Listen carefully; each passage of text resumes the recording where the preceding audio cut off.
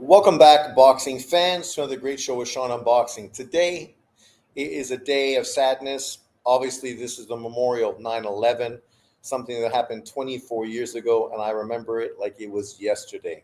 A shocking event that united America and united Americans in one cause to protect each other, right? And then on today, a sad day in America, which we'll be talking about when we come back from this short announcement, as well as a short Merry Christmas or Merry Christmas. What am I talking about? I'm out of my mind. Happy birthday to my father. So, my father, rest in peace. But every September 11th, I do remember him, even though obviously there's negative and positive attached to this date. It's my dad's birthday, but obviously it's a traumatic time in American history as well. Stay tuned to that and more. Obviously, we're going to be talking about a lot of boxing conversation when we come back after this short message. Stay tuned, and I'll see you then.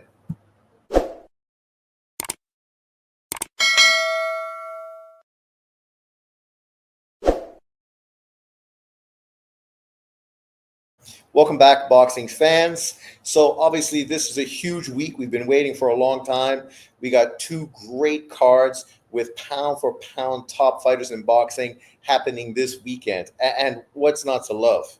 But before we get into that, obviously, we got some sad news to talk about as well, because unfortunately, some things happen in life that just really grab people's attention, whether it's a positive or a negative way. Obviously, we just had that young Ukrainian girl a few days ago. Actually, most of us found out about her a few days ago, but obviously she got killed a few weeks ago in Charlotte, which is just a heinous act and a heinous crime. Imagine if this woman was not white and the guy that killed her was not black. Imagine how the media would be portraying that today. It would be the biggest topic of conversation. The media would be overwhelmed with diatribes and narratives about it. It'd be showing this poor black girl and how she was murdered. But because it was a black guy that killed a white girl, somehow the media tried to ignore it, downplay it. And this is the problem with the media in America. And people might want to make this into a race thing. It's not a race thing, it's a media thing. The media is the one perpetuating this racial confrontation in the United States and worldwide. And they're doing it on purpose, creating hostility, creating separation, because they don't want people to unite, because they know when we unite, we are stronger, we are powerful, and we can do what we want to do at that time, like the French Revolution. But they don't want that. So what do? Is they build mistrust, they build fatigue, and they build anger amongst the people in America, amongst the different races. And this is the result of it. These kind of terrible things that we saw today. So let's just take a quick peek of this. Obviously, it's a sad day if you're an American. Rest in peace, Charlie Kirk. I wasn't a crazy big fan of Charlie Kirk. I'm not super religious. I've never really been super religious. It's not that I don't believe in something. I just never really had much faith in organized religion. I kind of think organized religion is kind of like politics, right? It was controlling of the masses. That's why it was put in place, and that's what it's been used for. And so, well, I don't disagree with Charlie Kirk. His beliefs are his beliefs, and I can understand a proud man that wants to preach for Jesus. I have no issue with that. That wouldn't be me, but I have no problem with people that are strong religious people. I can appreciate their beliefs. Everything I ever watched him do, he seemed like a really nice guy, down to earth, right? And really just a nice guy at heart who loved America. And I'm not American, I'm Canadian. So, I don't have a horse in this race except as an outsider looking at this tragedy. And whenever you see somebody be murdered, it's a pretty terrible, and in this case, a disgusting situation. You have these crazy radical Democrats, these crazy liberals. I'm sure Drunk Irishman understands from his country as well, because they're also in a fight between crazy liberals and Republicans or conservatives right now as well. This is becoming this huge situation globally, right?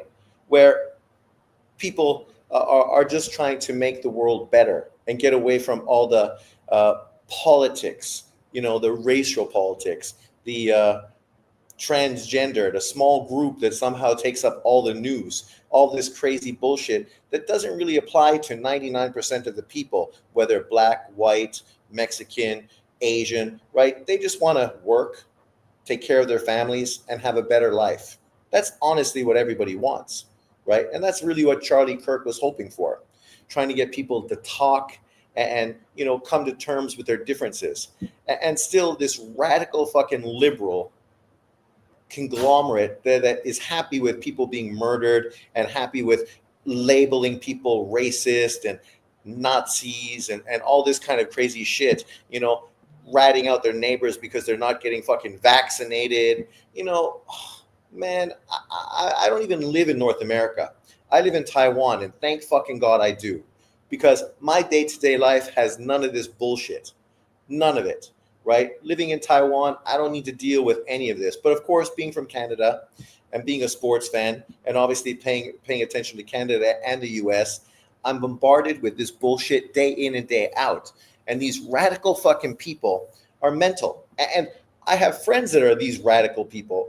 That's why I'm not even excited to go visit Canada, because what are you going to talk about, right? These people are so politically charged. They're so full of hate and negativity. You can't just have a normal conversation with people. And it's the same thing with my channel here. We're here to talk boxing. People are going to have different beliefs, like Bobby7777, right? You can have different beliefs, and that's fine, right? Nobody is against you feeling the way you feel. The problem is when people are so mental that they can't accept other people's differencing of beliefs. My beliefs and your beliefs might be different, and that's fine. You don't have to agree with me. I don't have to agree with you. That's the whole point of freedom of speech, right? You're allowed to say what you say, and I'm allowed to say what I say. But let's jump in and see who's here. Drunk Irishman's in the house. Welcome, my brethren. Evan Deere, what's up? Bobby, I have white fatigue. Yeah, brother, I have black fatigue. And a lot of black people I know also have black fatigue. I also have white fatigue. White fucking Karens, god damn, I have white fatigue against them. Liberals are so liberal that they want you to dead if they disagree with you. Exactly. Like the people pushing negativity, hate, and are radical are all these fucking liberals, these liberal Dems that are just fucking mental cases. Most of them are transgendered, fucking homosexual, people that are on the spectrum, right? And fucking white fucking women that fucking really just hate being white, right? They really wish they weren't white. And I think that's true. It's ridiculous. Just like my lefty friends, they can't have normal conversations. They start to scream and insult on personal levels. Exactly. Like in my house, we always argued about politics, but obviously we were a family and arguments were just the way we communicated, but it was never a hateful thing. You're never wishing bad amongst people. And I carry this with me today. I can argue with Bobby77, but this doesn't mean fucking I wish bad or ill will on him. Why would I? I hope everybody has a good life. Truthfully, I hope everybody has a good life. And when I see what the media is doing worldwide, creating this fucking conflict now between Muslims and Gentiles, and obviously blacks and whites and fucking Mexicans and whites, whites are the ones that are obviously being targeted from every fucking angle. And the truth is 99% of those white people just want to fucking work and take care of their families. They're not interested in the politics. They're not interested in most of the bullshit that goes on. But they're the ones that, for some reason, are being the target, because someone's got to be a target.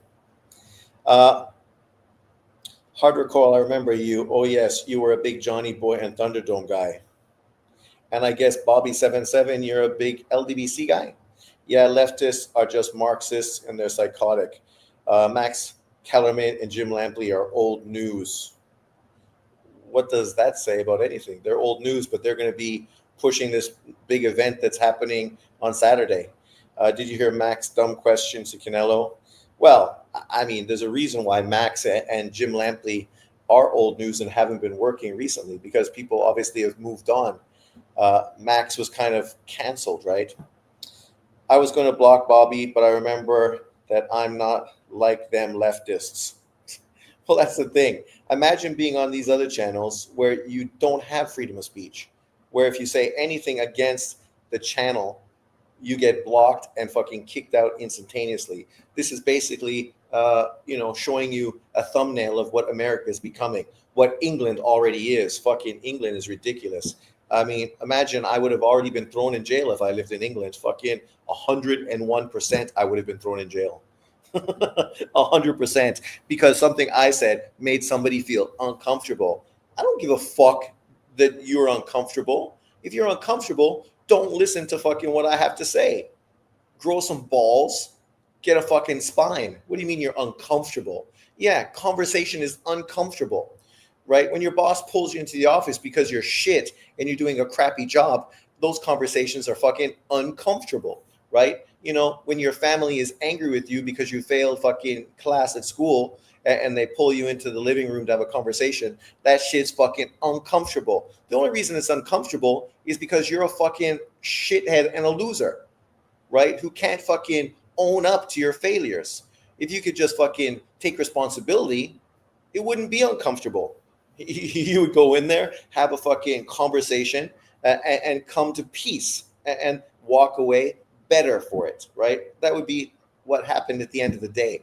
But these people, if you look at most of them on social media, these are not people you'd even want to be friends with 99 fucking percent of the time.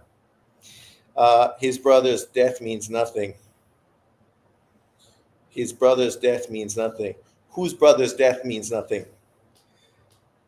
What are you talking about, Evan Deere? Whose brother? What brother? Whose death? What death? But yes, I was pretty shocked today. And on the eve of obviously 9/11, it's definitely sad to see this kind of hate being perpetuated in the U.S. And the fact that the people that are so understanding, so liberal, right, are really the ones who are celebrating somebody's death today. And that's really that throws me off. The fact that he was murdered, there's crazy fucking people out there all the time, even though I don't think this is a crazy person. This is definitely fucking a plot, and it is what it is. Trying to say it's a crazy person is once again just a fucking excuse, which of course the media will love to push, because they don't want you to know that really this is a fucking Democratic fucking hit squad that's out there doing this shit. 24 years ago today, 9/11, let's not forget, right? This is a time when the whole country came together in support, right? You had firefighters from Canada come down to support them, from Quebec, right, as well. And this is what makes people better. And it's sad, but true. When tragedy happens, people come together to support each other, right?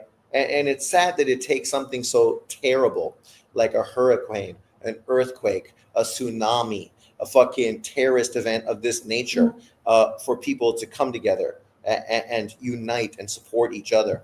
But, it is what it is. Every occasion of this you can see. And it's just sad that right now, where people's lives are more comfortable than they've been for fucking decades, for years, and because they have first world problems, they don't feel this connection. All they want to do is rip other people down, blame other people, point fucking fingers, and accuse everyone else of their shortfallings, right? I'm not fucking Elon Musk. I'm not fucking Brad Pitt, right? Obviously, my life is good, but my life could be better. Everybody's good. But I'm not pointing fingers, fucking always blaming fucking the next man for my shortfallings.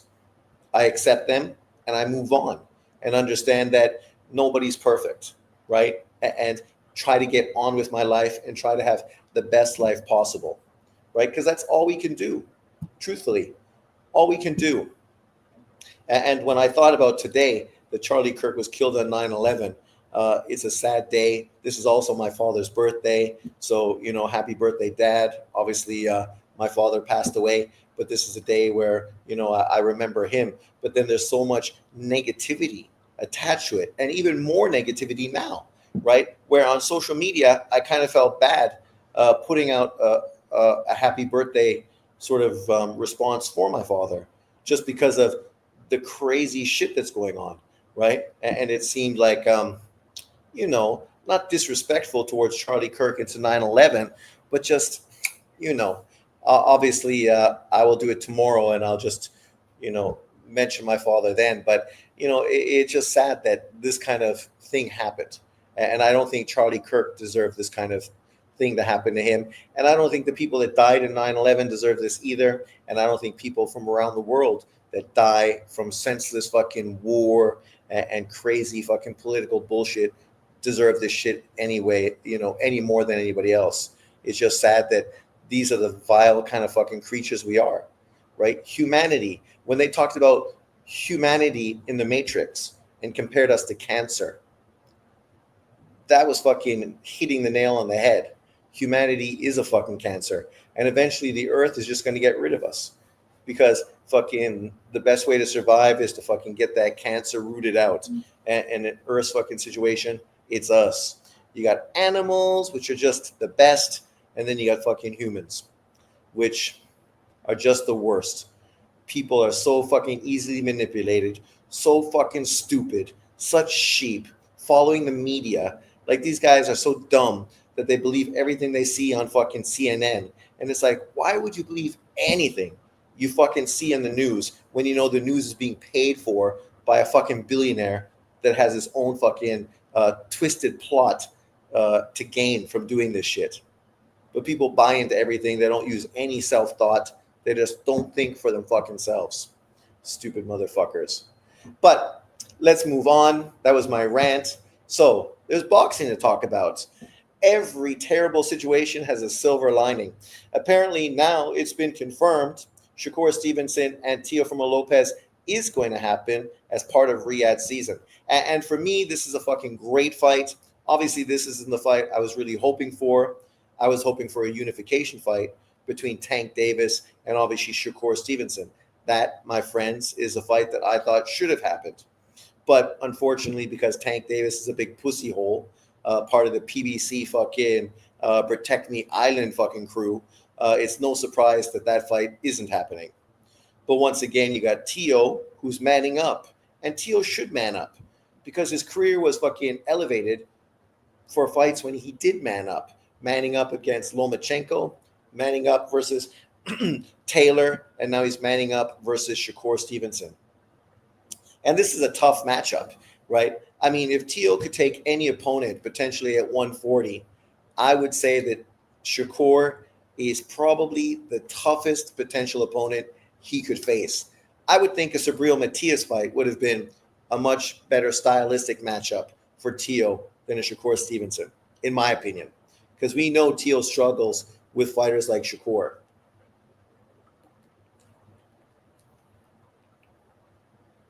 You throw him in with a Gary Russell or a Subriel Matias, come forward punchers who are obviously going to get hit in the process of landing punches. I think for his speed and boxing ability, those fights are kind of far more stylistically perfect for him. Whereas you look at a guy like Shakur, it's a tough ask, but I'm super stoked. I think it's a great fight. Who wouldn't be excited about two of the best fighters in boxing, two of the best young American fighters in boxing matching up? And this is a true legacy fight, right? This is the problem with guys like Devin Haney taking on fucking Ryan Garcia. That's not a legacy fight. It's a money grab. The dude just got knocked out by Tank Davis. There's no legacy involved in beating Ryan Garcia. The only reason you did it is because you're trying to fucking cash out, because you know Ryan Garcia has some name recognition behind him that's marketable. That's why you took it, right? And as far as Tank Davis, like, that whole dude's career is based on fucking bullshit. When has he ever done anything boxing fans have wanted to do, right? The closest thing would have been Ryan Garcia, but for him, it's also a fucking money grab as well. There was no legacy to beating Ryan Garcia. Never been a world champion. Never will be a world champion, right? So you beat him at the end of the day, all you can say is you beat a social media fucking guy. And now you're going to go fight another social media guy. Congratulations. Your whole career, the two biggest events of your career are both against social media people, right? You know, talk about fucking a sad, sad fucking career. Ryan cheated the dream. Well, who gives a fuck? The reality is Ryan fucking, why was the dream chasing fucking Ryan Garcia? A guy who already got knocked out by Tank Davis. Why wasn't he fighting Tank Davis or Shakur Stevenson? Why are you chasing after the dude who already got fucking exposed? We know why. Because you're taking easy work to get paid. And that blew up in your face. Kind of like when fucking Deontay Wilder cherry picked Tyson Fury instead of taking on fucking Anthony Joshua, right? You fucking tried to circumvent the system by cherry picking an easier opponent, and the shit blows up in your face and makes you look like a fucking douche. Shakur didn't price himself out. Fucking Devin Haney fucking underpriced him, right? Because he's a big pussy hole, and only a bunch of pussy hole fucking dudes on fucking the LDBC are the ones that support him. Because what's the support?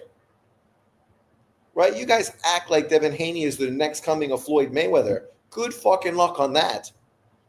The guy got exposed by Ryan Garcia, right? And you could say he was on PEDs. Fucking everyone's on PEDs.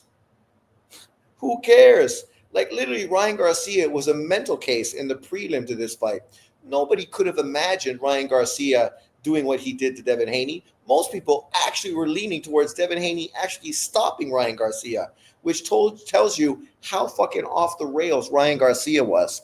But the fact that Devin Haney looked past him, underestimated him, fucking couldn't get away from his left hand, that says more about Devin Haney and the fact that he's just not that fucking good. And if you want to dick ride him, please feel free. You're more than free to dick ride whatever fighter you want. But that doesn't mean that I'm going to fucking dick ride him. That ain't going to fucking happen. No fucking chance. But feel free, my man. Couldn't make the weight and took on Prime Dangerous Regis. Oh my God, he wasn't prime, and you know he wasn't prime. Once again, lying through your fucking teeth. He took on an old fucking ass Regis that arguably lost his previous fight before fucking Devin Haney fought him. So when Devin Haney saw that guy struggle with a no-name bum and fucking be gifted a decision, he was like, oh fuck, easy work. This dude's got no foot movement. He's slow as fuck. He's got a short reach. There's no chance that he's going to fucking beat me because he's never going to be in range to land a fucking punch. And that's exactly what happened. The guy lost to fucking Jack Catterall. I mean, but you want to act like somehow Regis Prograis is great, right? You know, the irony is when people like you justify everything Devin Haney's done, right? It's always amazing how you fucking ignore him being a weight bully versus fucking Vasily Lomachenko and being a weight bully versus Regis Prograis. If he wasn't a black American and the shoe was on the other foot, you would be losing your fucking mind. You'd be fucking talking about weight bully this, weight bully that. He's on PED. Fucking check out snack fighters. You know they're all cheating. We know what you'd be saying. The problem is you fucking guys are hypocrites. Hypocrites. But if you want to love Devin Haney, feel free. Zorilla fought Tom and Jerry style. Well, that's not a problem. That's the whole fucking way Devin Haney fought his whole fucking career. So what? We're supposed to be upset? You fight that way, that's what happens. That's exactly why Devin Haney knew he beat fucking Regis Prograis. Shakur Lopez is made. Apparently it's made. But as somebody in the comment section of this post said, I won't believe it until I see Tio walk into the ring. And I have to roll with that as well. Obviously, at this point, until they have a press conference and everything is completely fucking signed, sealed, and delivered, I'm also skeptical. But the fact that it looks as if the fight is moving forward, it's well worth talking about because this would be a great fight and obviously a legacy fight. Haney and Lomo both weighed 135, no weight bullying. See, once again, you know, guys like you fucking once again ignore the reality. Just because you make weight doesn't mean you're not being a weight bully. When you come in 20 pounds heavier fucking on fight night, Lomo will come in at 140, 142, and Devin Haney will come in at 160. That's a weight bully. That's the epitome of being a weight bully. See, this is the same argument I heard fucking a bunch of dudes trying to talk about why it was okay for Ryan Garcia to be drained against Tank Davis so we'd have an even playing field. That was a catch weight with a rehydration clause. How come there was no rehydration clause put on Devin Haney, right? He could make the weight and then have a rehydration clause. But of course, You guys don't want to do that because you're hypocrites. You're lying fucking scumbags that continue to fucking talk out both sides of your mouth again and again. Ryan missed weight is weight bully, even though they fucking weighed the same on fight night. Imagine that. Ryan missed weight, but then they both weighed like about 265 on fight night. Ryan Garcia and Devin Haney are fucking identical in height, reach, and size. There's literally no fucking discrepancy between those two fighters. But you're going to talk about weight bully there. Whereas Lomachenko is like this big, fucking Canelo and fucking Benavidez are this big and huge fucking size advantage. But, oh, Ryan Garcia is the weight bully. You're an idiot. Idiot. Time will fucking prove that you're an idiot. Tio is flaky. Bobby77, that's fucking 100% factual. Sandor Martin, Jermaine Ortiz gave Tio trouble with that style. Shakur is a master at. I agree. That's why I said, for me, it seems as if he would have been better off fighting a Matias or even a fucking Gary Russell, right? As opposed to taking on Shakur. And don't forget the Austrian. I don't give a fuck about Austrian. Devin Haney's on smack. He's cheating like a motherfucker. You know that guy's on PEDs crazy.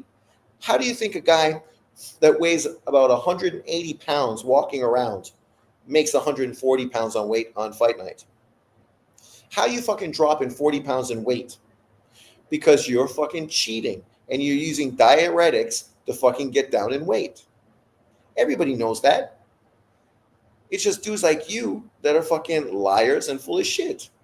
Like, if you just want to admit that everyone's a cheat and not fucking necessarily jump on some people and make a big deal about it, that would be fair, but you don't want to do that.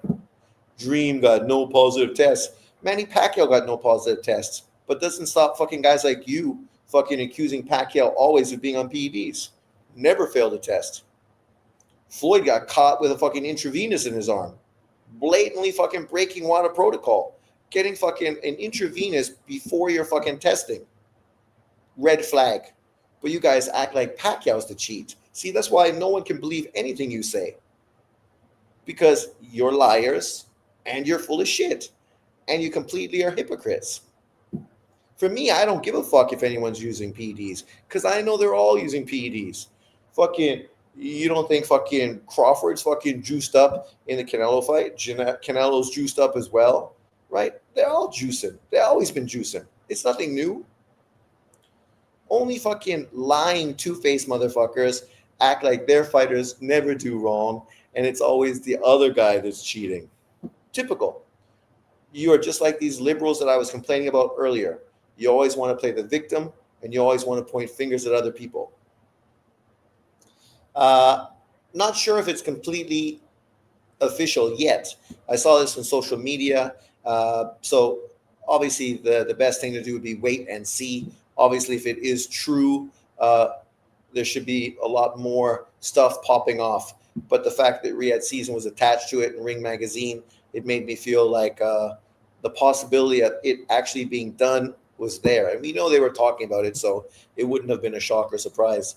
Bud accused Pacquiao of steroids a couple months back.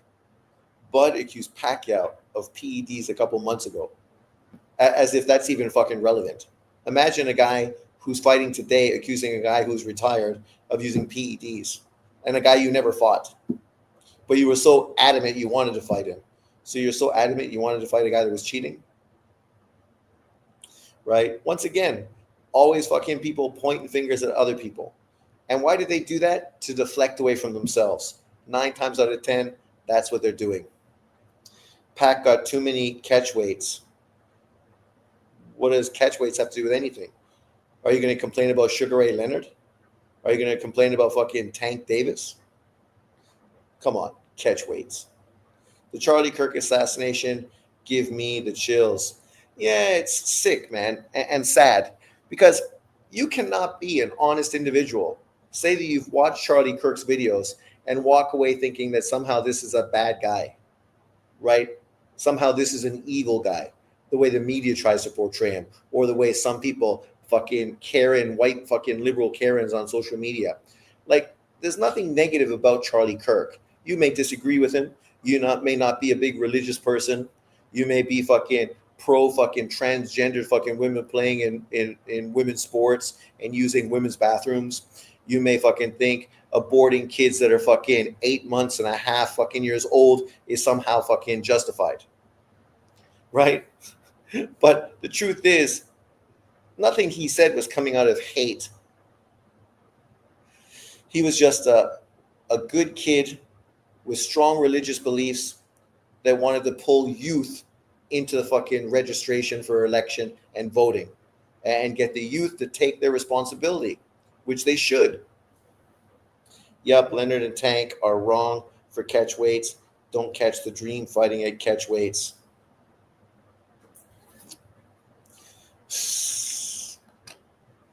Oh my God, the double talk.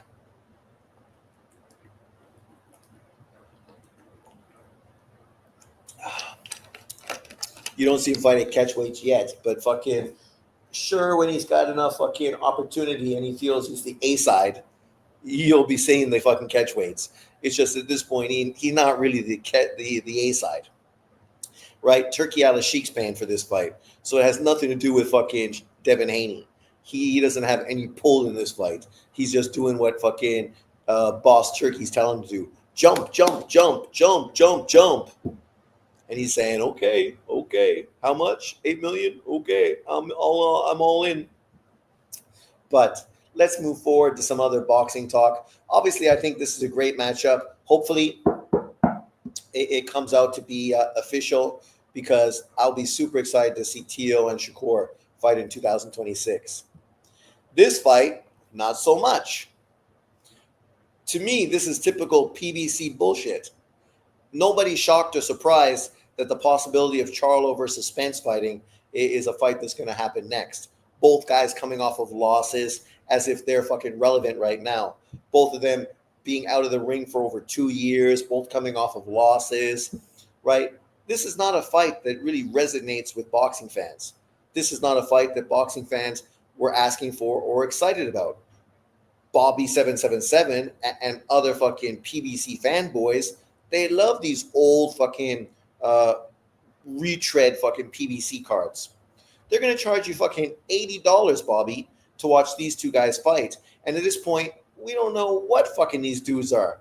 They could just be fucking coming in for a cash payout before they retire and not even motivated on fucking really giving us a good fight.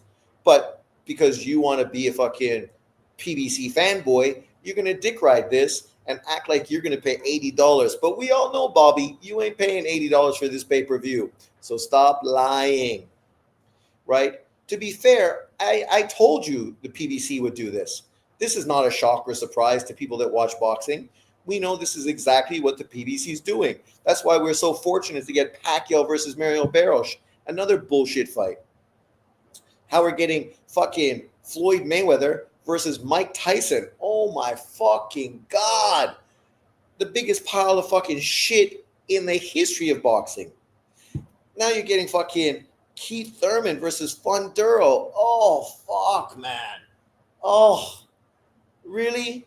And now you're going to give me this load of fucking shit. And it's not that this fight couldn't be good, but unfortunately, the way they're building this up, we know it's just going to be a pile of dog shit. Neither guy's going to have a build-up fight because that's risky. They have a build-up fight. They could lose. They could look shit. They could look washed. And then the big pay-per-view falls through. So they're just going to jam this pay-per-view right down us and fucking give you this fight between Spence and fucking Charlo, as if this is a fight worth watching. Like Charlo should have fought Bud Crawford after Bud Crawford knocked out and sparked fucking Spence.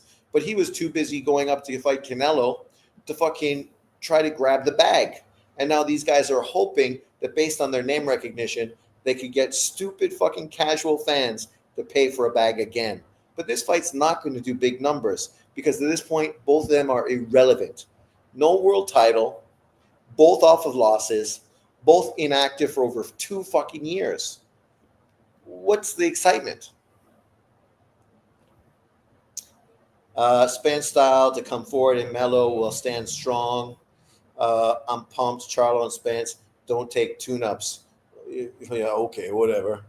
We know Charlo totally takes tune-ups. and fucking loses and then got to come back and rematch a tune-up, kind of like fucking Tank Davis. These PBC fighters all been exposed, but you guys keep shilling for them because no matter how many times it blows up in your face, you guys just can't get enough fucking PBC, right? Crawford and Charlo could meet at 160. But why would Crawford even look at Charlo now? The dude just got beat by Canelo. He's fucking useless. Doesn't have a title. He could have fought Crawford as a mandatory at 154, but he chose not to. Winner of Spence versus Mel will get a title. What kind of fucking title? What title are they going to get? A title for what? WBA title, WBC, WBO, and IBF titles already have champions. So what title are they going to get? The typical bullshit, probably a WBA fucking regular title. Who gives a fuck? Irrelevant. Pointless. They're not fighting for a title. They're fighting fucking to cash out. Careers that are fucking done and dusted. This is like watching fucking Azuma Nelson fight Jeff Fennick well past their best. Again, no one gives a fuck. This is like watching Barrera versus Morales years after they were relevant. Nobody gives a fuck. Jamel is the best 154 of all time. Bullshit. The dude lost to fucking two mediocre fighters, got beat by fucking a guy with no chin, who got beat by fucking, not even contenders, and then fucking lost to Castano and was gifted fucking a draw. Right? What's Charlo's best win at 154? I'll tell you what his best win is. Fucking Austin Trout. That's his best win. Crawford going to beat by Canelo as well. Weight classes for a reason. Plus Charlo would be a best name on Bud's resume. Wouldn't be the best name of his resume now after Bud goes up and fights Canelo. Charlo's fucking not as good a name as fucking Spence. Spence didn't fucking take losses and fucking draws to win fucking unification fights. That's a big win for Australia. Fennick over Azuma. Yeah, but everyone knows it fucking didn't mean anything. I love Jeff Fennick, but Jeff Fennick lost the fights that mattered. That fight was just a cash grab. Azuma Nelson said, I'll help a brother out. Who's the greatest 154-pound fighter? Man, you could say fucking Leonard, Lara. Lara is fucking better than fucking Charlo. Lara is way better than fucking Charlo. That's why Charlos and Andrade ducked Lara fucking for days, even when they were all fucking PBC. Those motherfuckers didn't want anything to do with fucking Lara. Errol and Charlo going to be a war until Charlo gets stopped. Charlo ain't getting stopped. If that fight happens, 100% Errol Spence is getting sparked inside 8 rounds. That dude's shot to bits. Is going to take one big counter punch from Charlo, and fucking Spence's chin is going to fucking just cave in like it did against fucking Crawford. And Charlo got the kind of skill set where he's just going to catch that dude coming in.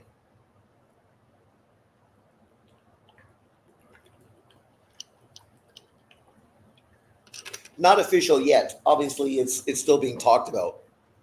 They're trying to see what the temperature of the room is. And as I say, I'm not against that fight. If you threw this on the undercard of a really good fight, I would say, oh, that's a good fight on an undercard. But you're going to put this as the main event on a pay-per-view? Come on, I ain't paying for that. I guarantee you I'm not fucking paying for that. Why would I? Neither of these fighters have proven anything in fucking years. And you can't say it's hate, because I also said I wasn't going to pay for Pacquiao. I didn't. I also said I'm not going to pay for fucking Thurman and Funduro. I'm not.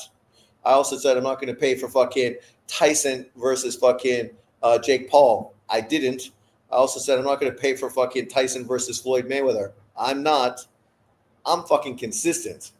If you guys want to pay for this and let this bullshit circus act shit go on, feel free. You're an adult. You can spend your money however you want. Charlo is going to beat the hell out of Spence. Beat the hell out of him. Rest in peace, Stream East. I've heard that. I don't know if that really impacts me in Taiwan or not, but I guess I'll see. I felt that trying to find good streams is always a fucking pain in my ass, but you know, I don't stream because I'm cheap. I stream because unfortunately I live in Asia and I have no access to stuff. But unfortunately, stupid motherfuckers like JB don't understand that. They think Showtime and ESPN actually are global and you can watch them all over the world because that's what a fucking moron is. Right? I know you're listening, John. Dumb motherfucker. Ah, so what's it going to turn out? Are we going to find Canelo on the canvas taking the count? Are we going to find Bud Crawford in the canvas taking the count? This is going to be the test. To be fair, as I said, I'm predicting Bud Crawford with the victory. So I don't think anyone ends up on the canvas. I think it's going to be a majority or split decision victory for Bud Crawford. Obviously, people may say it's controversial, but if Bud Crawford wins a controversial fight,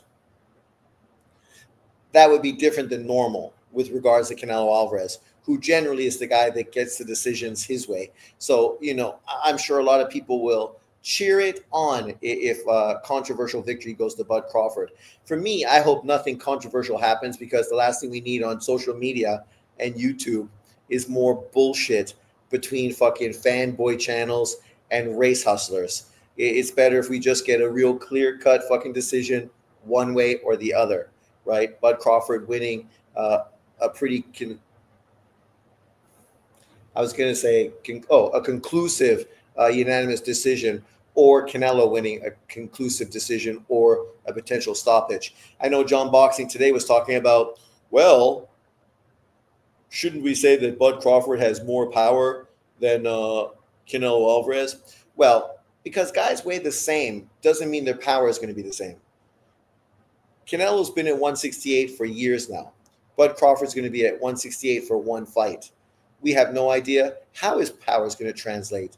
Maybe it will translate. Maybe it won't, right? That's why you can't act as if somebody's going to have great power at another weight class because we haven't seen it yet. I mean, the expression, seeing is believing. Aircraft Carrier says Bud gets hit very easy and he swells easily. Swells? Really? Well, you know what they say, black don't crack. So I don't think swelling is going to be the biggest problem he's got to deal with.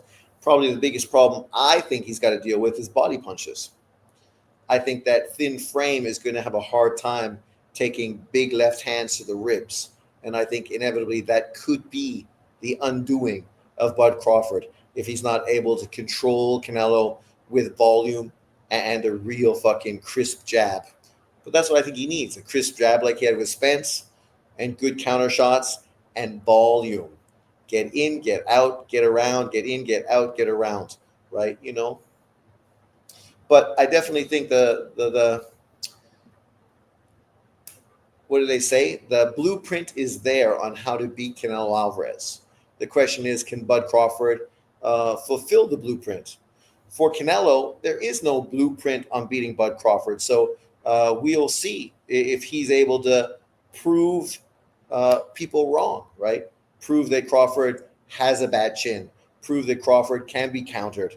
Prove that Crawford isn't that good a boxer, right? Like I know that Crawford was being outboxed by Amir Khan, right, in their fight. So people that try to act like somehow Bud Crawford's boxing skills are so much better than Canelo Alvarez, I think these guys are just being fanboys.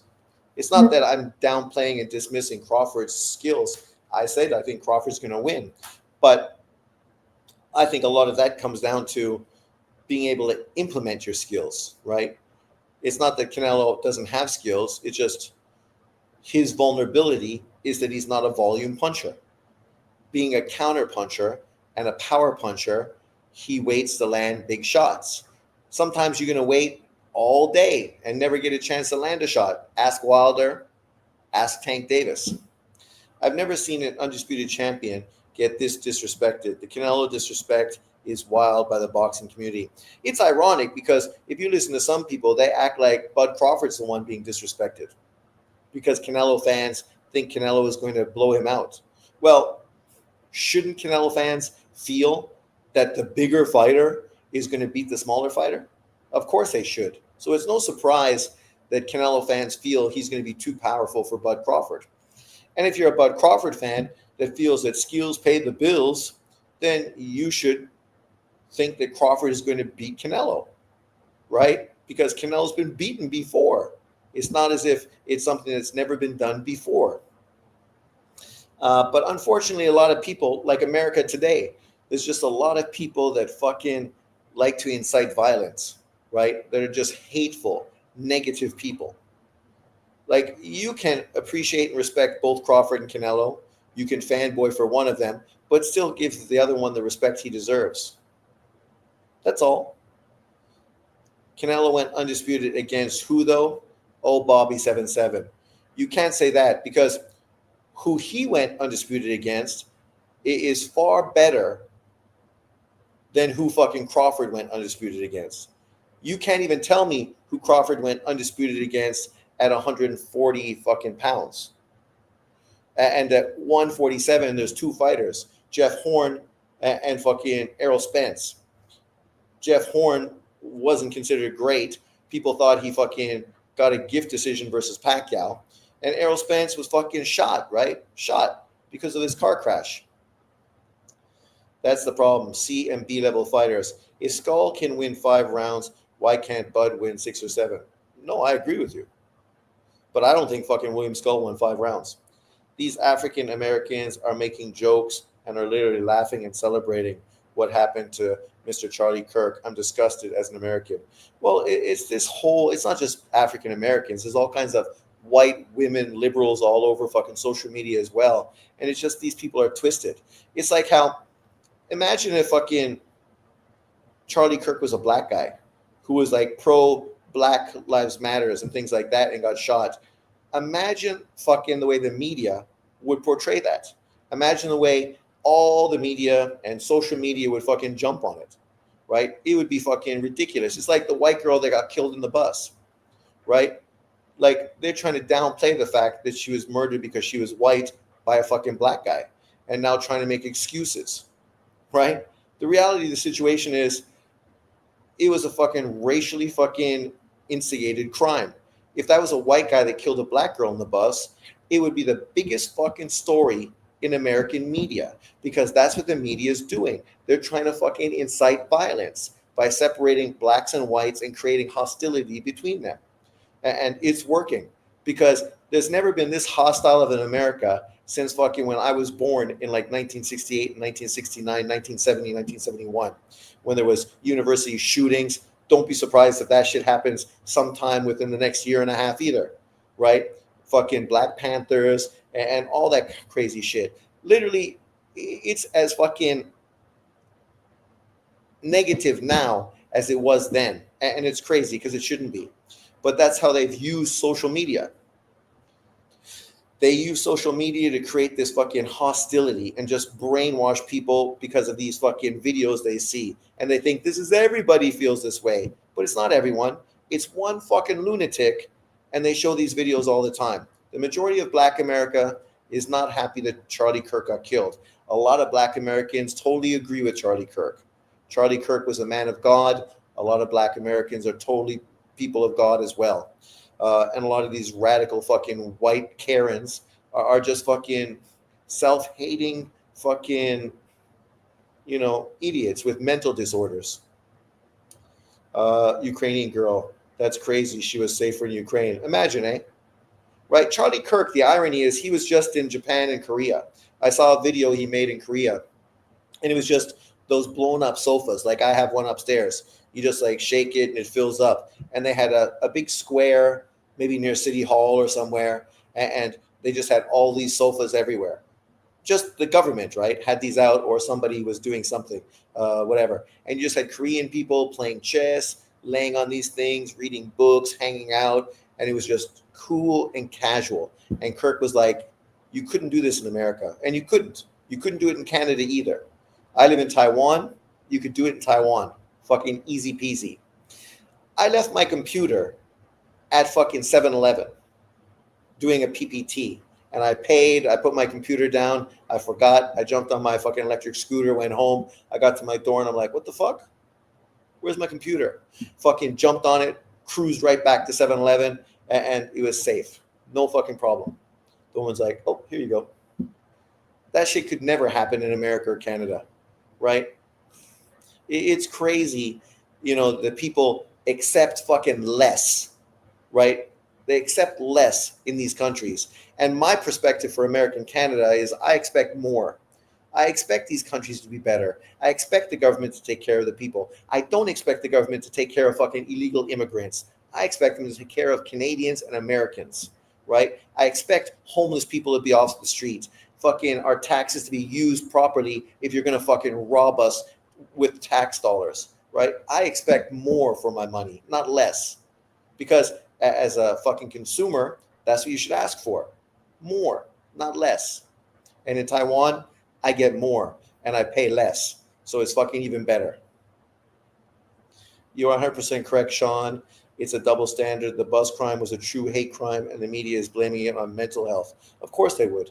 But 99% of those white school shooters and fucking that transgendered person that just did something, they're all fucking mental as well. But they don't fucking downplay that as mental disorder, right?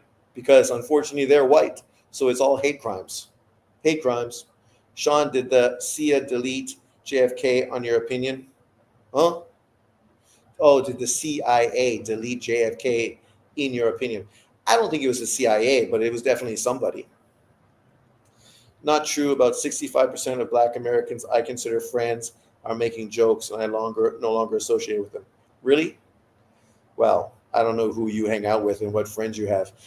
Like, I base my things. Like, people always say I'm being racist when I use generalizations for how Black Americans, Black Canadians are racially fucking uh, biased, right? How they have a superiority complex. They feel that they are Black and they're better.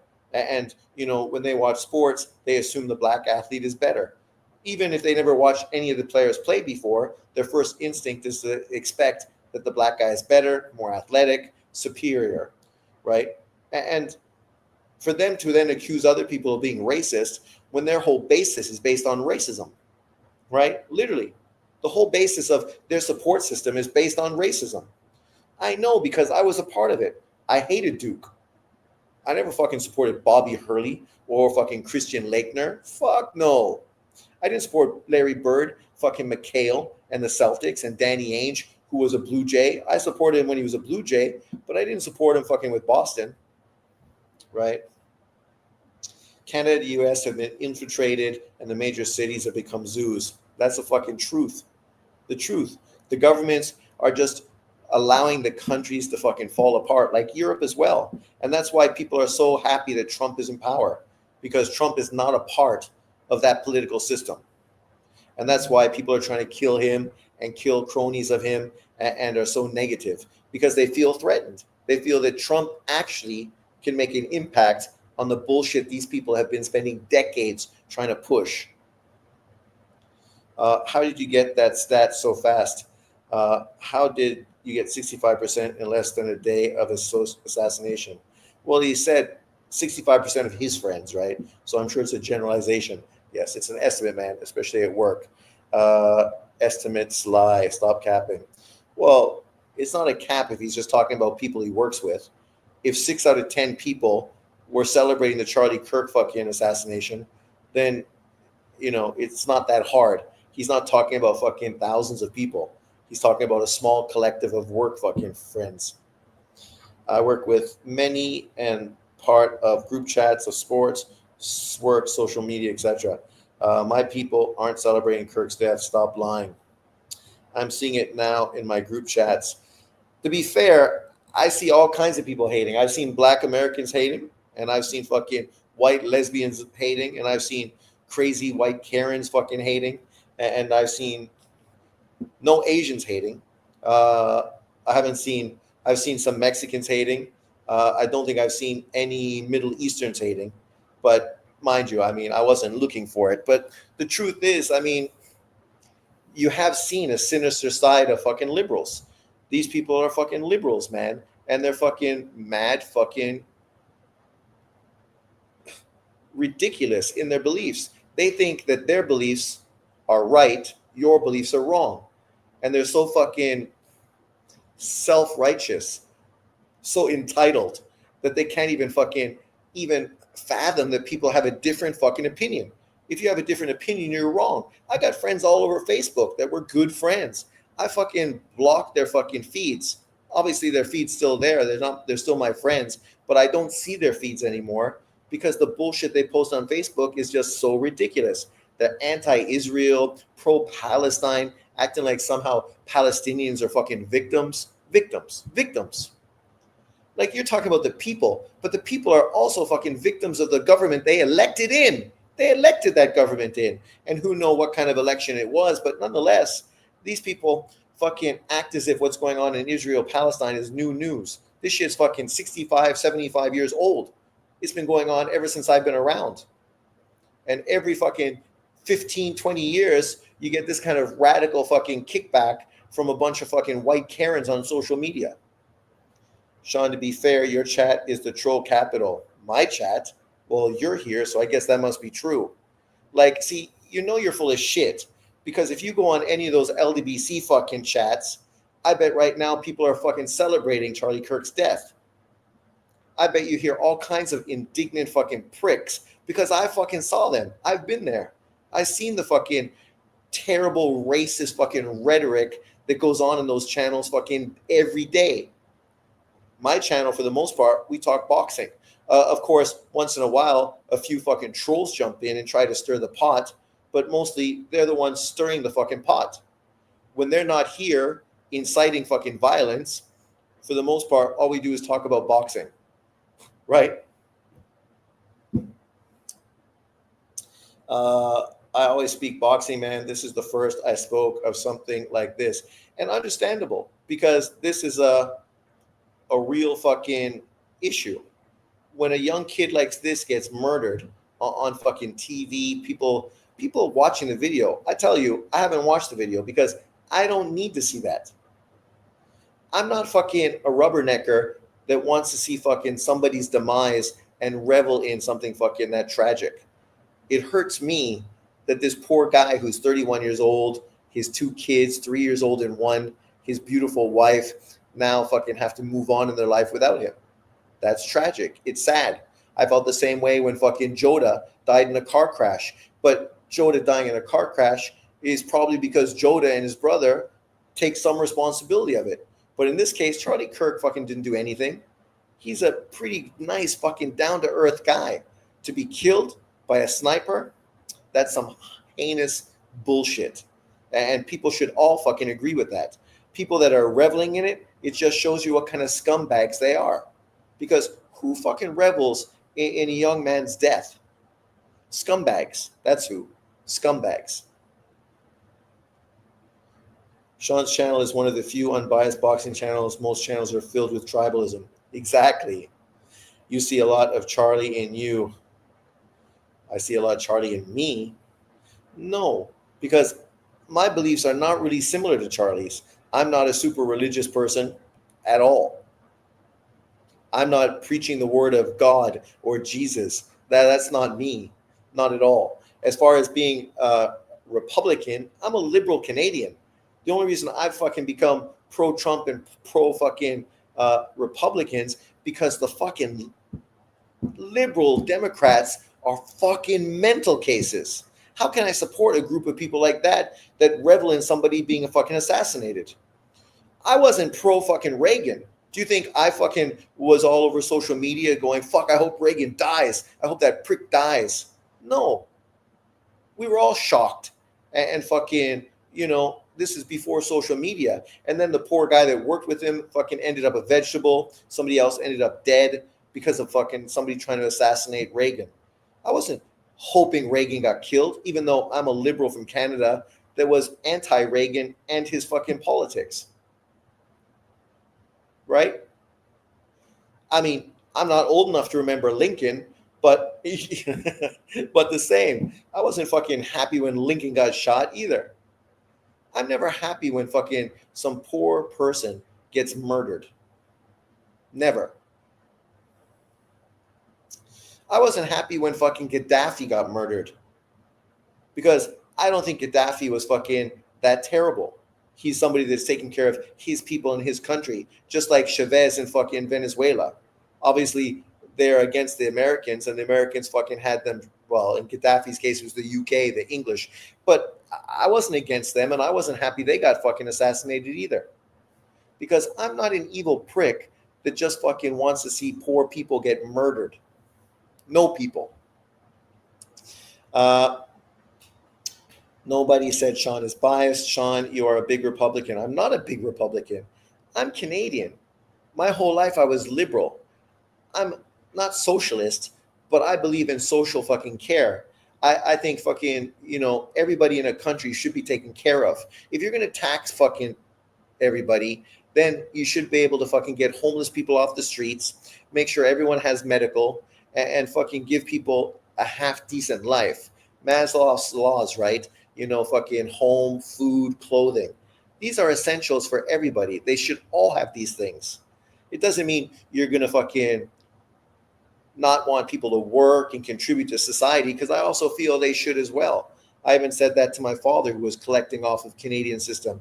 I said, why don't you go hang out at the old home? You love talking to those people. You can go there and do it as like, social work and contribute, right? By giving people someone to talk to and someone to listen to. Sean, do you believe in Jesus? No, I'm not religious. I believe in something, a bigger power, a God, something.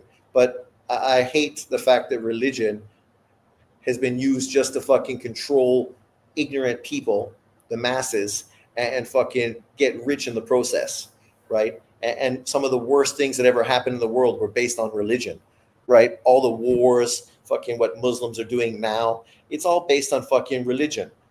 Fucking indoctrinating ignorant, stupid people to do fucking ignorant, stupid things. So, yes, I'm not religious. Roy is not a hater. People are evil and have low emotional IQ. Fucking, that's 100% fucking true. Roy Jones said Canelo only has one way to win this fight. Do you agree, or is he hating? No, I saw Roy say that. I agree with him. I think Roy is not wrong. I feel the way Canelo is going to beat Bud is by going to the body, right? And slowing him down, getting him on the ropes, and punishing him to the body. If he tries to outbox him, he's going to lose the fight. I think Crawford will win in the ring, but Canelo will win on the cards. Libya wish they had Gaddafi now. What's going on with Libya now? I've sort of been out of the thing, but I thought Gaddafi was a good leader to Libya. But you notice Libya had tons of oil. Venezuela had tons of oil. Those fucking UK and America got rid of them so they could control the oil, right? The same reason Israel's in the Middle fucking East, right? So I understand the reason Israel was created. Not because everyone was so sad for the Jews, because people in America, outside of Jewish people in America, and people in England, outside of Jewish people in England, did not give a fuck about Jewish people being killed by the Nazis. Didn't give a fuck. The only reason Israel's were created because they knew they needed to have a foothold in the Middle East. So they utilized Israel, and that's why they still fund them today. Remember, boxing is like figure skating. Chi won in the ring, but Canelo won in the scorecards. Canelo looked more efficient, even if he was not in fight number one. He Leonarded GG must be flashy to pick the eyes of the judges, not in Vegas on Mexican Independence Day. Well, that's the thing. It would be hard to understand Canelo losing in Vegas on Independence Day to Bud Crawford. But I can't predict anything until I see it. CIA sticks its nose in everyone's business. Of course they do. Yeah, of course they do. And this is nothing new. And people can blame this person or blame this person, but it's insidious. America always felt that they had the best interest of the world at hand, just like Russia feels the same, just like China feels the same, right? People that are in power are representing individuals. These individuals got the money and power and influence to control governments and get shit done the way they want them to fucking be done. You know, why did we go through a plague that had everyone locked in their homes? Because of big business and fucking the drug companies. They made billions and billions and billions of dollars during fucking COVID. You know, and then you had people saying, you need to wear a mask. Why do I need to wear a mask if you got a fucking shot? If you got a shot, you should wear a mask because I didn't get a shot. So you're going to give me the disease. But I ain't giving you the disease, right? Because you already got a shot. Stupid motherfuckers. Mosley was able to closely beat De La Hoya in moving up 2 weight classes. His intensity made the small difference. Well, Mosley was also on PEDs, right? Just like Bud Crawford.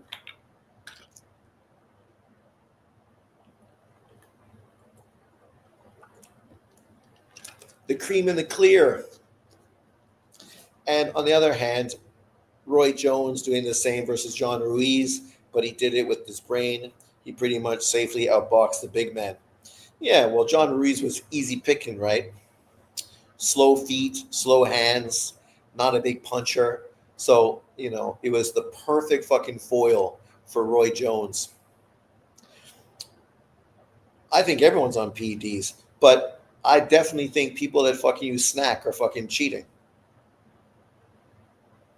And people go, how can you say that? What do you mean? The biggest drug cheat in American fucking sports history is the guy that fucking runs Snack, who's also affiliated with VADA.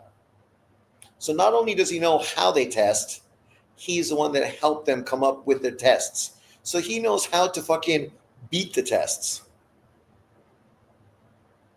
You think? Fuck, I think they're all cheating. That's why I don't make a big deal about it. Because I think people only use that when they're trying to play the victim and accuse other people, right? And point fingers.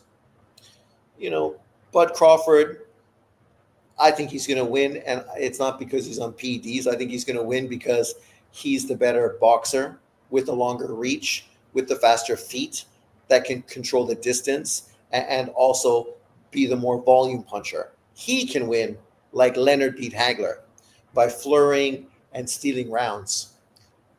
And to be truthful, I don't think Canelo is, I'm not saying not as good as Hagler, but Hagler had a really long jab. Hagler could fight in different styles. He was also a southpaw. Canelo is not that complicated. So that leaves Crawford versus Canelo. We never saw Bud use his legs like a Leonard, and standing right in front of Canelo trying to outbox him with basic movement is hard for me to compute in my brain. Well, he did box and move versus Victor Postal, a boxer and a mover. Sean, it sounds like you're rooting for Bud, but you have Canelo winning. Huh? I don't have Canelo winning. I have Bud winning. I said Bud Crawford is going to win a decision. But I also feel Canelo, if he does things right, he could potentially stop Bud Crawford late. But my prediction is Crawford by split decision or majority decision. Thomas Taylor, the referee, do you like him doing the fight? He's not bad. He's not bad. I can't think of anything off the top of my head that makes me feel like he's shit for this job. For most part, I know his face, and I don't really think I've ever thought, oh, this guy is garbage. But I could be wrong. I could have forgot something specific. But for the most part, I think Thomas Taylor is A-OK. I saw this stat, and it's going to be ironic because already, if they're this close, potentially this fight is going to pass Floyd Mayweather, Conor McGregor to become the second biggest live gate in boxing history. And not to say it potentially couldn't pass Manny Pacquiao and Floyd, right? Anything is possible. But, it was ironic because I remember not that long ago after Tank Davis and Jake Paul was announced, people were saying that was the biggest fight of 2025, right? People will say anything to fucking hate on Canelo, but in the process, fucking sneak diss on Bud Crawford as well. The reality is Crawford Canelo, the reason I said it was a big fight is because it's a big fucking fight. This is a huge legacy fight. And I hope both guys get paid and fucking do great in this fight because they deserve it. I see what you meant, Sean, with the Bud versus Postal. I just see Canelo moving Crawford with his hooks. a bit like Mayorga move Vernon Forrest in their 2 fights? Well, that's definitely a possibility, and I think that's the thing that obviously Canelo has to do to be successful. He's going to have to really start to hit Crawford early with those hits to the body to make him not want to stay fucking anywhere near him. And if he starts being like Erislandy Lara was in the second half of their fight, he's going to lose the fight on the cards, even if he survives, kind of like Charlo did as well. Another guy that felt the power early and relented, right? And I know people think, well, Bud's a dog, so he's not going to relent. Yeah, okay, I agree.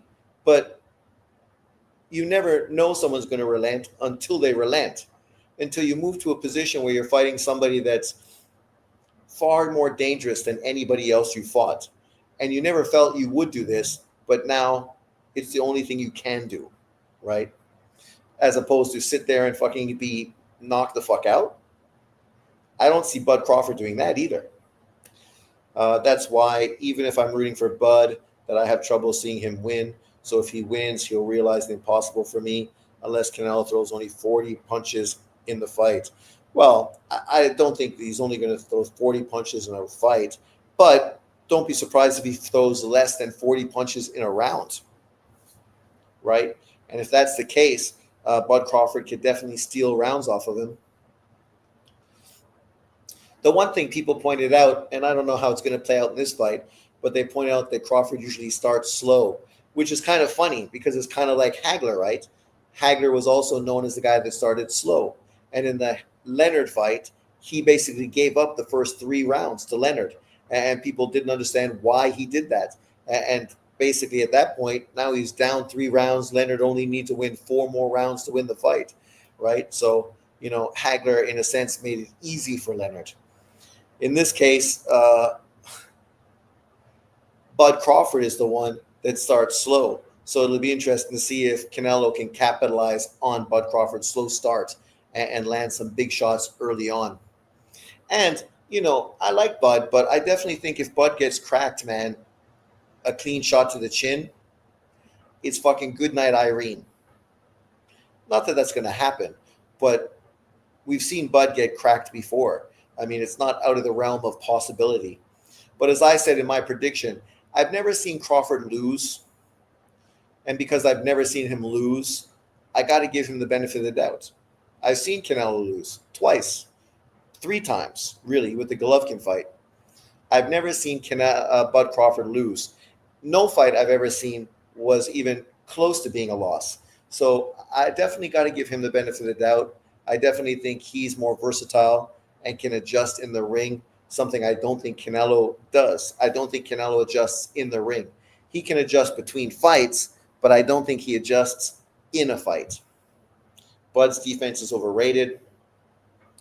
Hagler was convinced that he would beat Leonard, and he conceded pretty much everything in the negos.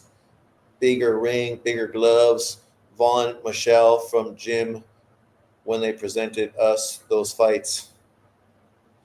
Yeah, no, I mean, we knew Hagler had to fucking, in negotiations, give Leonard everything because Leonard was the A-side. But Hagler did get the highest purse. So he got paid more money than Leonard. I think $15 million, and Leonard got 12, if I'm right off the top of my mind, which, think about that back then, huge payday. So obviously he was going to give up gloves and ring size for Leonard, right? And the irony is when Leonard saw him against John the Beast, I can't say his name, John the Beast why do I want to say Munguia? It's not Munguia. John the Beast Mugabe. John the Beast Mugabe. That's when he fucking felt like he could beat him. Do we know the ring size yet? I think it's a quarter of a mile by quarter of a mile. I'm not sure. Interesting. Never thought about their purses. Salute OG. I'm picking Bud by decision. Me too, brother. Mugabe. Hagler was champ, right? Hagler was. He was the undisputed middleweight champion. Yes, Hagler was the champ. He was the champ. And Leonard was coming off of 3 years of retirement and saw that fight with Mugabe and said, I could beat that motherfucker. But of course, he would say that because these boxers are so confident, so arrogant, they all think like that.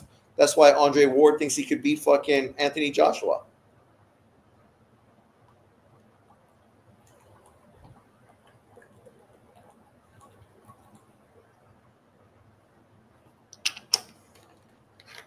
But let's scroll through. We got more to see. Breaking news: Lamont Roach versus Isaac Cruz. This is a good matchup. Obviously, it's a little disappointing for Lamont Roach because I don't know how much money he's going to be guaranteed to fight Isaac Cruz. But obviously, he's probably going to get a good payday since he's being fucked over by Tank Davis. And obviously, this is another of those fights, Tank Davis opponents against Tank Davis opponents. Stylistically, it'll be interesting. Cruz has never been a big fighter, which is good because obviously Lamont Roach is not big either. But it should play out well. I mean, it'll be interesting to see how this fight unfolds.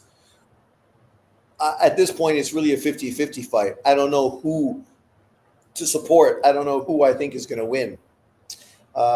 He made 12, if not 14 title offenses. Mugabe and Hearns were among the last before he lost to Leonard. I love Ray Leonard's boxing style. Me too. Why go to 140 though? Yeah, I don't understand why to go to 140. I mean, I know there was supposed to be an agreement in place for him to fight Shakur Stevenson, but I guess they figure, oh, come on. Cruz is fucking way more one-dimensional. We will pay you a good purse. If you beat him, then you still may be right there for a Tank Davis rematch, right, as an in-house PBC fight. But if you cross over to go fight Shakur, how much money are you going to get? Stylistically, is way more difficult. Yeah.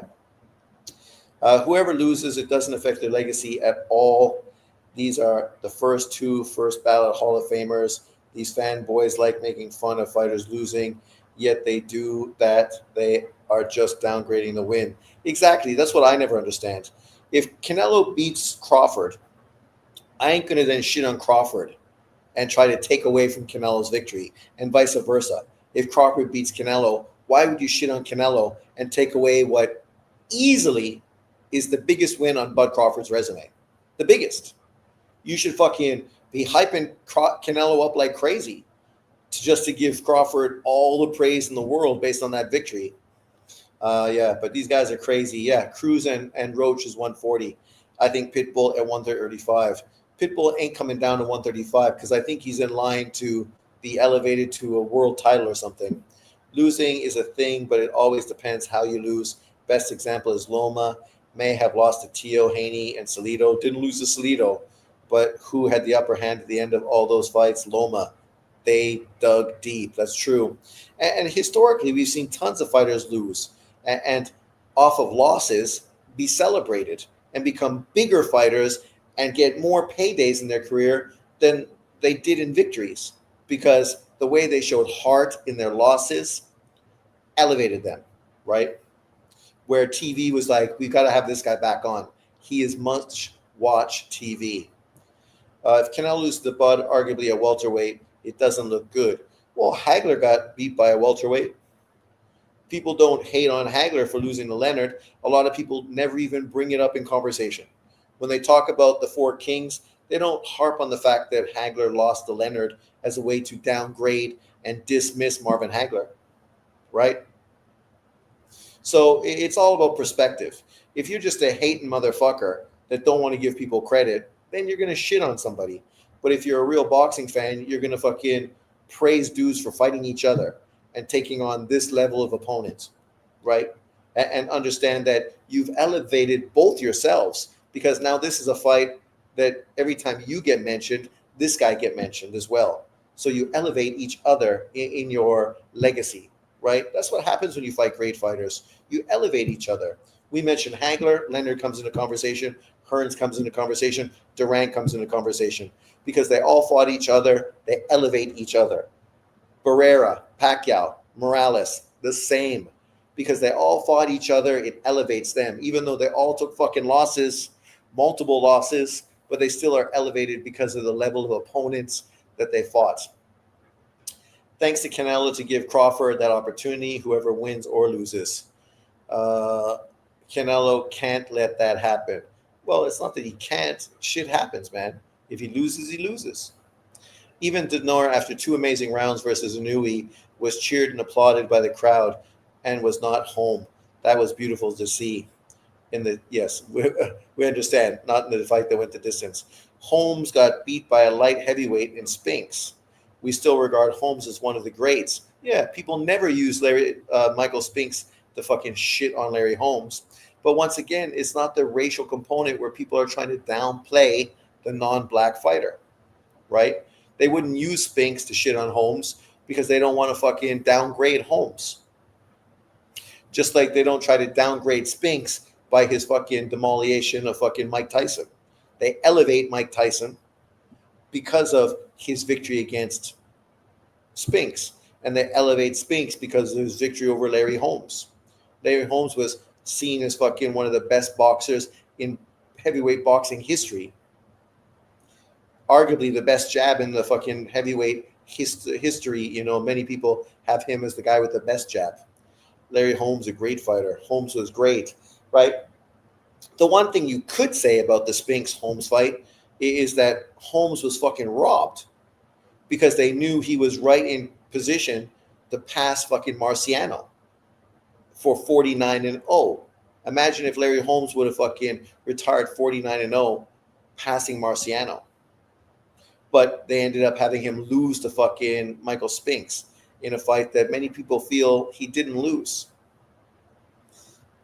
I don't remember specifically, but I felt that Larry Holmes was fucked over.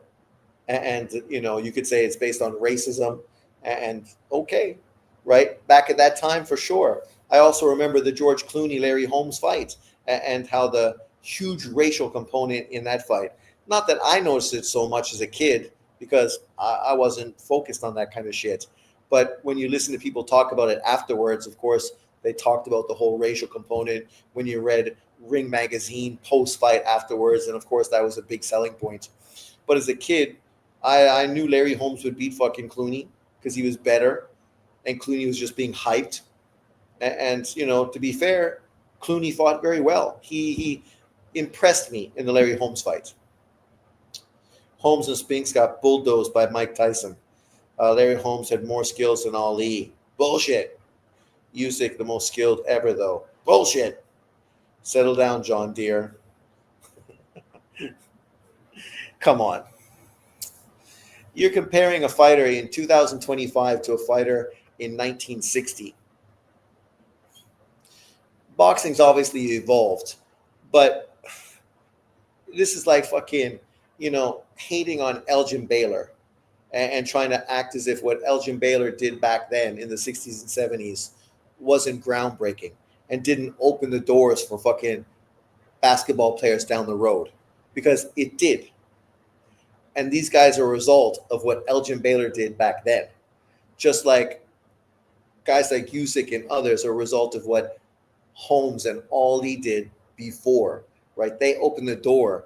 They fucking set the shit in fucking, you know, set the dominoes in motion to elevate and, you know, develop these new athletes, these new boxers, and refine skills, something that obviously historically would have been far different. When you go back and you look at Joe Louis and then other fighters, you know, you could see the improvement generation after generation. But no fighter was like Muhammad Ali in the 60s.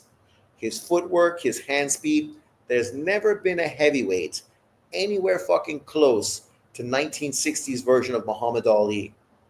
Float like a butterfly, sting like a bee, rumble, young man, rumble.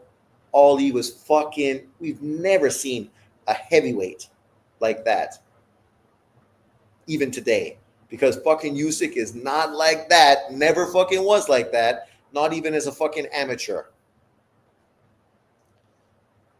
I do agree that Holmes has more skills than Ali, I think Ali is the better athlete, though.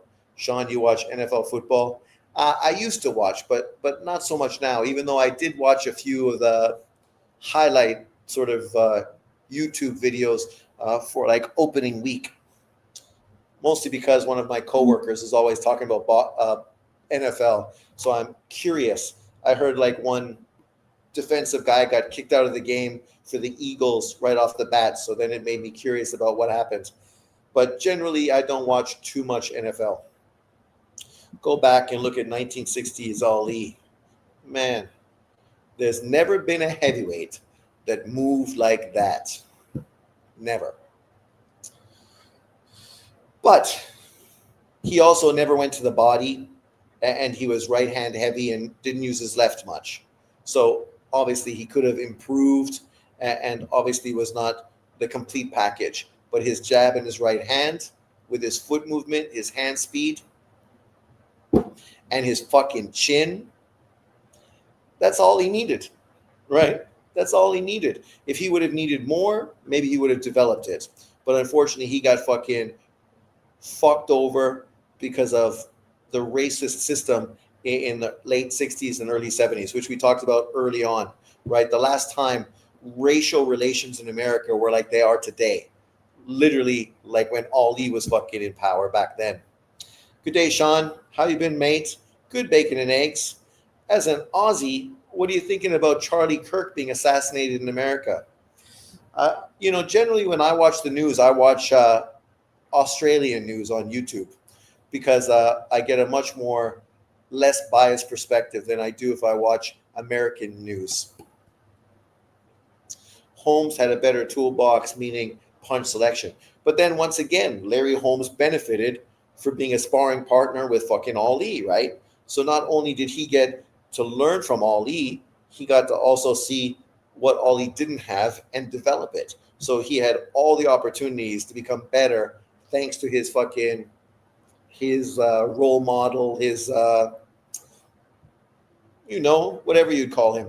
But it's similar to George Foreman, who also worked out with fucking my man, Sonny Liston, right? And developed a great jab thanks to working with Sonny Liston as well.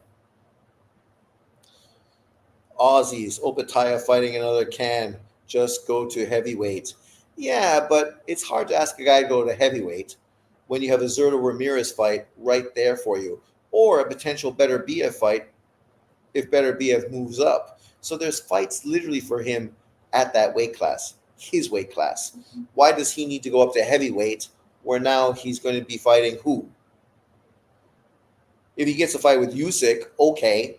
But if he doesn't get a fight with Usyk, then who's Jay Opataya going to fight that's going to be that big of a fight that makes sense? I love the Australian news. Lefties losing it. Videos are great. I agree. I'm gutted, mate. Charlie was a great man who stood up for conservative values. Yeah. I don't know how you could hate on Charlie Kirk. You may not agree with him, but he's not a unlikable guy. I'm not a guy that really follows much of what Charlie Kirk had to say. I'm not a big follower of his beliefs. But when you watch him, you don't walk away thinking, what a fucking douchebag that guy is. Unlike the majority of fucking Democrat politicians that I watch on the news, where I walk away consistently thinking, what a fucking douchebag he or she is. Like, that's almost every single fucking Democratic politician. They're all fucking scumbags. All. And to be fair, I think the majority of politicians are scumbags. So, it is what it is. Jai versus Moses. Yeah, but that's too early right now. You can't have that fight now because Moses doesn't even have a title. You got to wait till Moses becomes heavyweight champion. And then when Jay Opataya goes up and fights him, then the shit makes sense. But now, why would Jay Opataya go up to fight a contender? Parker versus Wardley. Fucking great fight. Oh my God, great fight. Inouye versus MJ on Sunday. Woo, fireworks, baby, fireworks. That fight's going to be good. I'm stoked. I'm excited. I can't wait. What do you think happened to Sonny Liston? Was his death really an international homicide? Oh, intentional homicide. Well, they say the mob killed him because he was muscle for the mob. And obviously they also controlled his boxing career as well. So, we know he had mob ties. So, he's messing with a wise guy and fucking got a bullet in the back of the head. The mob killed Sonny. Yeah, see, there you go. Who is they? What's they? Who are we talking about? They. The mob. The Italian gangsters. Sonny Liston, like Joe Louis, was in their pocket. So when you fuck around with low lives, you put yourself in a position for bad things to happen. It's like I was telling my coworkers, Taiwanese people are so innocent. I was telling my coworkers I'm going to Thailand for Christmas, and they're all like, "Oh, be careful. Thailand's very violent, very dangerous." I'm like, "Really? Okay. It ain't that fucking dangerous, but okay. Don't worry." I mean, now if you go to Thailand, the biggest problem you have are groups of Russians and groups of Indians, right? That group mentality. Sonny Liston had a crazy arm reach for 6'2". He did, with a great jab, and that's why he was very successful. Able to utilize his length. Here we go, people. I mean, this is showing the prelim public workout fights here. Obviously, this fight card, I mean, outside of the Kazakhstani fighter, I don't know any of these other dudes. But to be fair, I think this is great. The fact that they have this on Wednesday, which is, I guess, tonight, right? Or was it already happened? I'm not sure. Let's see. Since it's in America, it throws me off. What's the time? What's the date? How's this going on? Where's my phone? What's going on? Oh, there. There we go. Dun, dun, dun.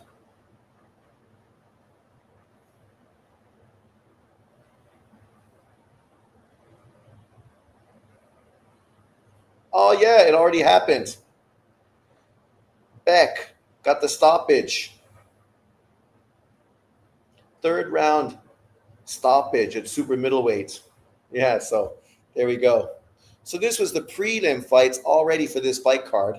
Then, of course, you have the big fight card. And then the one I'm more excited about was this one. This is going to be great. I think this is Friday night at the same venue that other card was on. And look at the young kids on this card. Justin Valoria, right? Remember his dad was a great fighter, a U.S. Olympian. And then Jalil Hackett, of course, he came through a loss already in his career, but he was one of the most talked about young up-and-coming American fighters in boxing. And then, of course, you have Anthony Olaskagu defending his world title on this fight as well. This shit's good news. And I like the fact they put their ratings here. That's kind of interesting. Jamal Talley, I've heard his name against Anthony Holloway. And then Emiliano Alvarado versus Juan Garcia. What do we call it? Underdogs. I think this is fantastic. I'm stoked. What's not to like? Like, to be fair, right? These underdog cards, for me, this is super exciting. Yeah, it's on Netflix. No, Inui's not on Netflix, but Canelo is, yes. Does Inui deserve to win Fighter of the Year if he beats MJ and wins his fight in December? That's 4 fights in 2025. Or does Bud deserve a win with one fight, one great fight?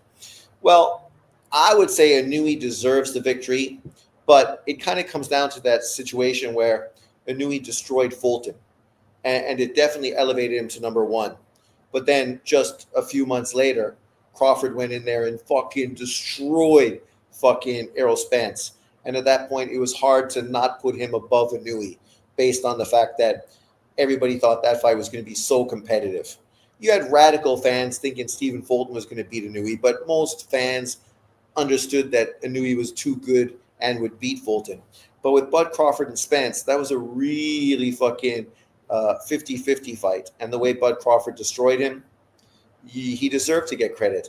If he goes in there and fucking destroys Canelo Alvarez, even if Inui just stops MJ and then stops Picasso and gets 4 wins, 4 knockouts in 2025, he definitely is going to be runner-up. But I think you'd have to give Bud Crawford fighter of the year if he destroys Canelo Alvarez. If he edges Canelo in a close fight, then no, I don't think he deserves to be fighter of the year. I can see Bud escaping with a narrow victory. I can also see Bud getting steamrolled. Picasso is a bum. Once again, fucking haters are haters. It don't matter if you think Picasso is a bum. Picasso is Inui's mandatory. And if Inui wants to fight Junto Nakatani early 2026, he's got to fucking fight his mandatories so that he's not under the threat of being fucking stripped. Maybe a fucking dumbass motherfucker like yourself doesn't understand that. But you got to do what you got to do. If you're an undisputed fighter and you want to keep all your titles, you got to fight your fucking mandatories, especially when you got 4 of them. Every year you got to pick 1 or 2. And luckily, Inui fought 4 times this year, right? But a dude like you, it don't matter who fucking Inui fights. You're going to fucking downgrade and dismiss all of them. Because when it comes down to it, you just a hating fucking scumbag. This looks like Usyk wants no part of Joe Parker. Oh, stop. Usyk literally just beat Daniel Dubois. Literally. It's like 7 weeks since he beat Daniel Dubois. And Parker now has a fight scheduled versus Wardley, which is a great fight.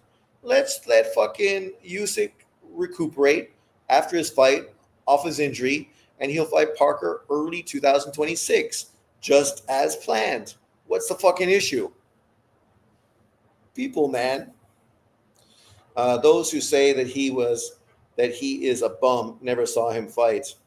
You talking about Picasso? Well, the problem is Picasso's last performance wasn't that great. He just edged a guy that he should have beat easily, and he didn't look very good against him. But if you go look at his resume, he's got some solid wins on it as well. Foster will smoke fucking Fulton. Well, you better hope so, because if Fulton goes in there and beats Foster, man, it's going to be hard for you to deal with, right? Because fucking now Inui's going to have huge credit. Literally, his resume is going to be better than Bud Crawford's. If Crawford loses to Canelo and his best win is Errol Spence, Inui's best win versus Stephen Fulton, way better than an Errol Spence win. Way better. Ain't even fucking close. Ain't even fucking close. And that's going to be hard for you to fucking deal with, right? Because when it comes down to it, you're just a racist that hates everyone that doesn't look like you. So Wardley's a tune-up for Joe heading to Usyk? Of course it is. He hasn't fought, right, for so long because the Daniel Dubois fight, Daniel Dubois fucking canceled on him. So then Joe was left fucking sitting there with no fights. Daniel Dubois jumped into the Usyk fight, and now Parker's sitting there twiddling his fucking thumbs. And because of that, he's been off far too long. So you might as well fight Wardley. Wardley is beatable. The dude's fucking easy to hit. You just got to watch out for his power. I'm sorry, I meant Inui's opponent, not Picasso. Picasso's going to be his opponent, but you mean MJ. If Parker beats Wardley, does he have a better resume than Fury and AJ? No. Wardley's not that special. Wardley got beat by Hooney. He just got lucky that he landed a punch. But he was losing every round. Wins over Wardley, Zhang, Bacoli, Wilder, Ruiz, Chisora, Takam. Oh, come on. Wilder was shot. Chisora, fucking Fury already beat him 3 fucking times. Far more convincingly. Takam, okay, I mean, John Ruiz, AJ beat him as well. Zhang, Zhang's kind of untested. Outside of him beating fucking Wilder, and Wardley literally hasn't beaten any top 10 heavyweights. None. Sean, do you think Moses versus Dillian was fixed? No. Not fixed. It was smart marketing. They understood that Dillian White was brave enough to jump at the fight, thinking that because of his experience, he could beat the young up-and-comer. But then they also knew that he's past his best. He's susceptible to uppercuts, and that his time was past. And this was an opportunity for fucking Moses to make a statement. They never anticipated that Moses would fucking destroy him like they did. That was just a positive. Tom was very good. He can even hit with power while going backwards. Now it's all about how he reacts when things become out of control. Give him good fights. Well, that's it, right? They got to fucking maneuver him smart. Give him some good opponents that will test him, put him in some uncomfortable situations, test his chin a bit, even though you're not maybe fighting the hardest punchers, and then see how he deals with that. But down the road, obviously, most people feel he's going to be the dominant force in heavyweight boxing. Because Wilder, AJ, Fury, Usyk, those dudes are all fucking going out the door. And then you have Parker and fucking the Turkish German kid, but they're also, they're not gone, but they're definitely fucking at the end of their careers. Crazy how Parker only 33. Yeah, Parker, right? And even his loss to AJ, it was a very good fight. He did not get destroyed by Anthony Joshua. He really made AJ sort of, that was kind of the first fight that kind of exposed Anthony Joshua. After that fight, a lot of the praise for him kind of faded because people were disappointed that he wasn't able to make a bigger statement against Parker. And then he lost to Ruiz. He fucking got stung by fucking Povetkin.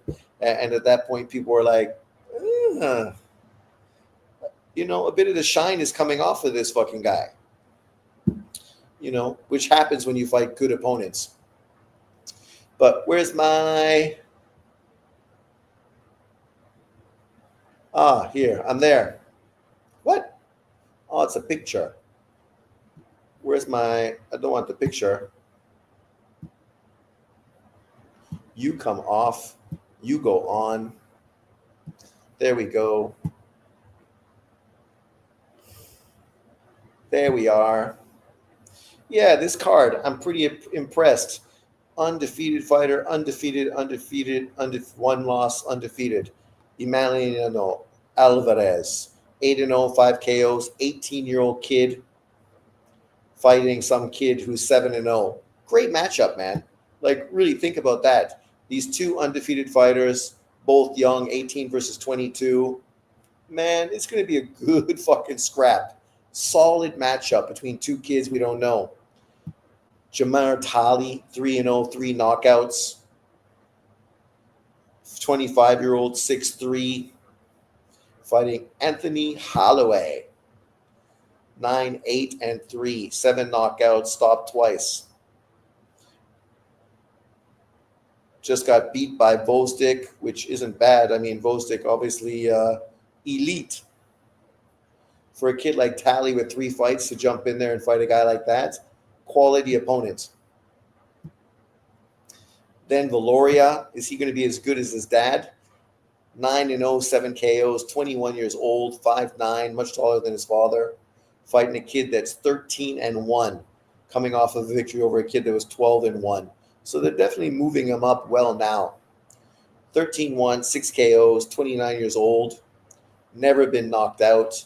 His only loss came to a 5-1 guy in Carlos Rosario. Not bad. I'm stoked. Also, this fight card's on DAZN, so that's even better. I got something to watch on Saturday. Jaleel Hackett, 9-1 with 7 KOs, 22-year-old kid out of Washington. Lost to this kid by split decision. Now bouncing back against an undefeated kid in Elijah Vines. 8-0, 7 KOs from Pennsylvania. Man, he hasn't fought anybody, but nonetheless, the kid's coming in uber confident. So this fight's going to be good too. I'm stoked. And then, of course, you got the world champion, 9-1, only stopped once when he fought Kenshiro Taraji, 6 KOs and 9 victories. Currently, the WBO world champion after beating ex-champion Kayaguchi, Jonathan Gonzalez, the man that dogs Ken Taraji, fucking Magramo, solid win, and Kenshiro. Think about who he fought, right? Saul Juarez, legitimate. Gilberto Pedroza, legitimate. Then he fought Taraji. Then Magramo. Then fucking Cano, Gonzalez, Kayaguchi. And now he's fighting this kid. I don't know who this kid is. Juan Carlos Camacho Rivera. Is he related to fucking Camacho? Don't look like him, but 19-1, 8 KOs. His loss coming fucking years ago against Edwin fucking Rodriguez. A different Edwin Rodriguez, obviously. Man, I'm stoked. I think this card's going to be fun. Fun.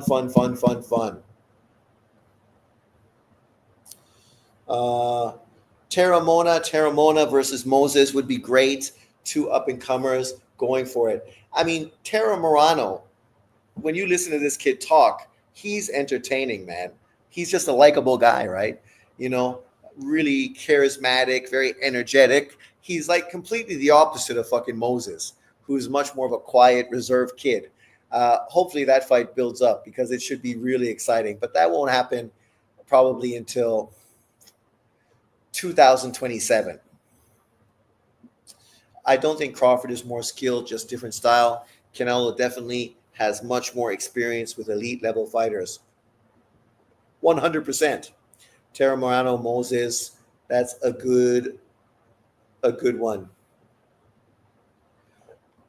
11:45 here. I'm just going to listen to the stream and crash out, Sean. Good, brother.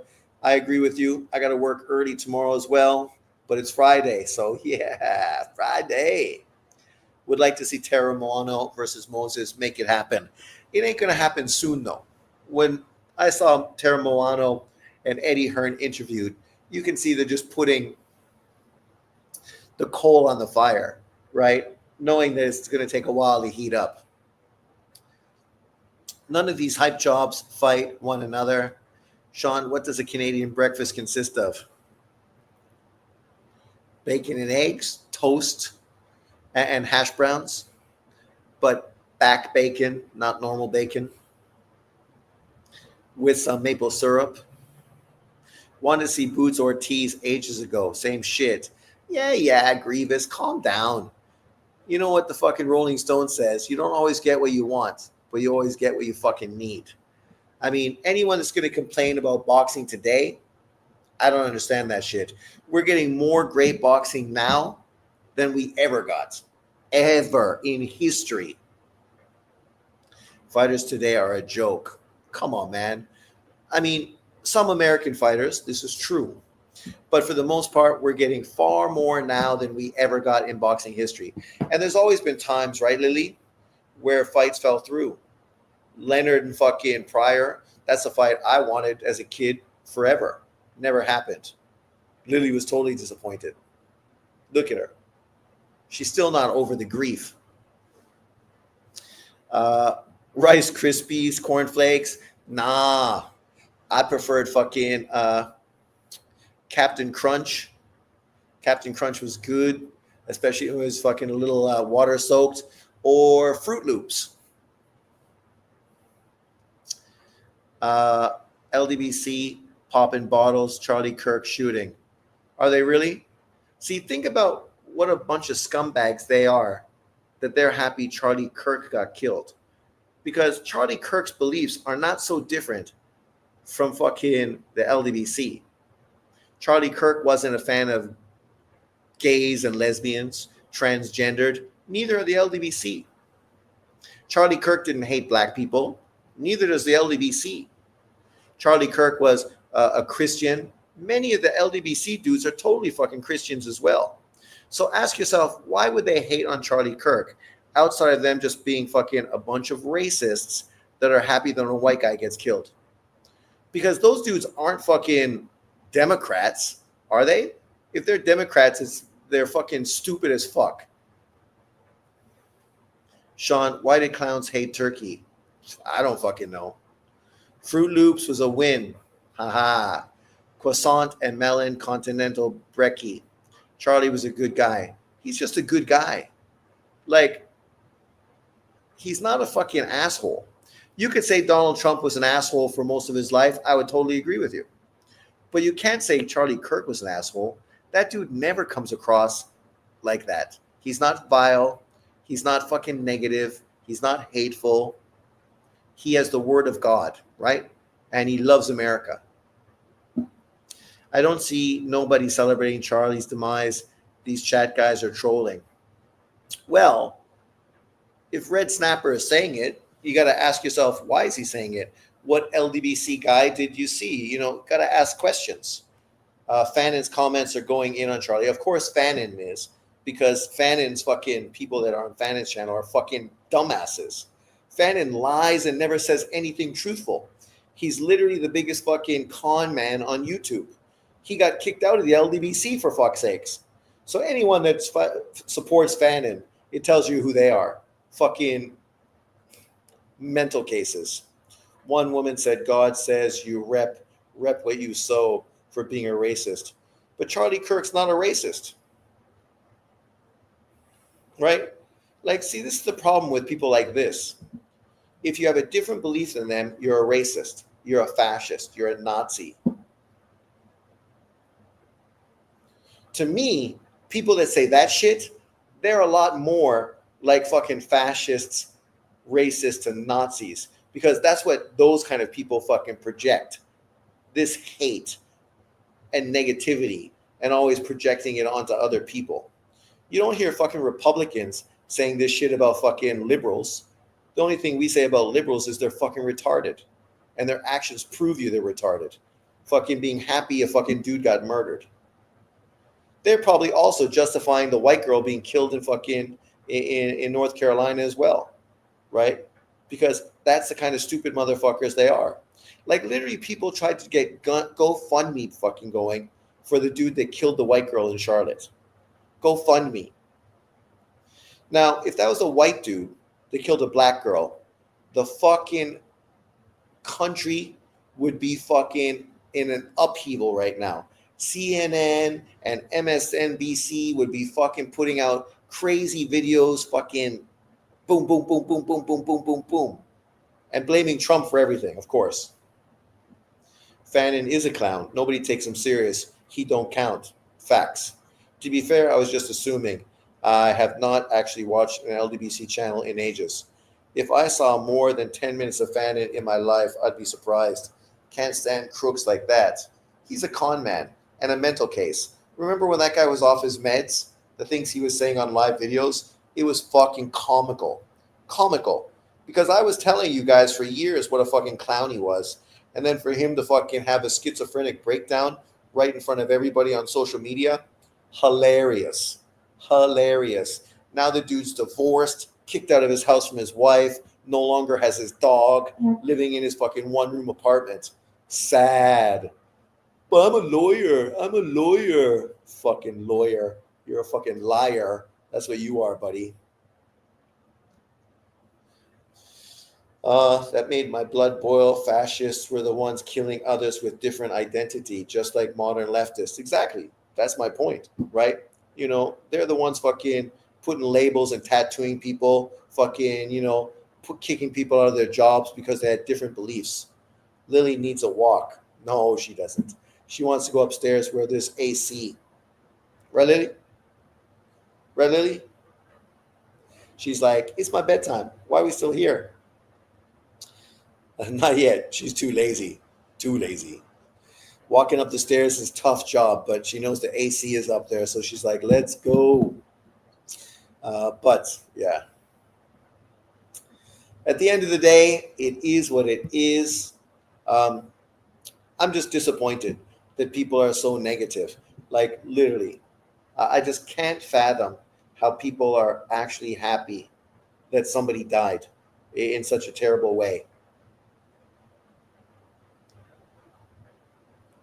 Like, look, these crazy white Karens. She's happy Charlie Kirk died. She's happy Charlie Kirk died. Like, these people are fucking mental cases. So is it any surprise that they're fucking happy Charlie Kirk killed? This fucking dude. This dude would simp like a motherfucker to get pussy because he ain't getting pussy no other way.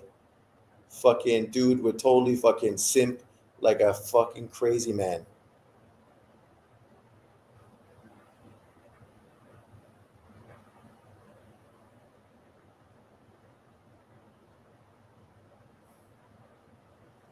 Look at these people.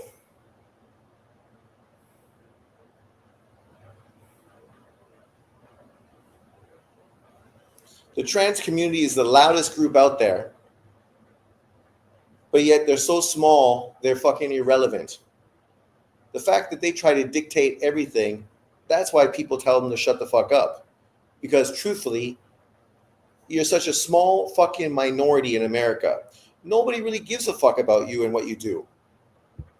But the fact that you're trying to jam your fucking politics down everyone's throat is what makes people fucking sick and tired of you. And all these white fucking Karens, right? Look,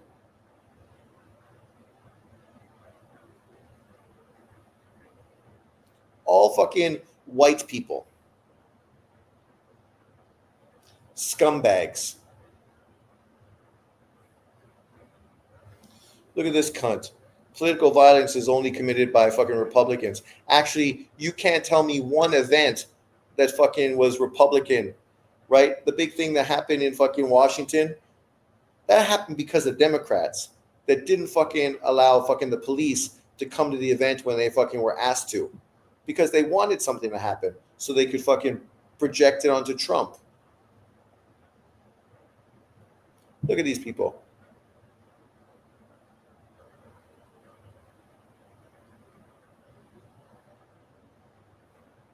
Scumbags. But they'll justify and defend this, like that woman is doing, right? This fucking scumbag. Look at that guy. That guy never saw pussy in his fucking life.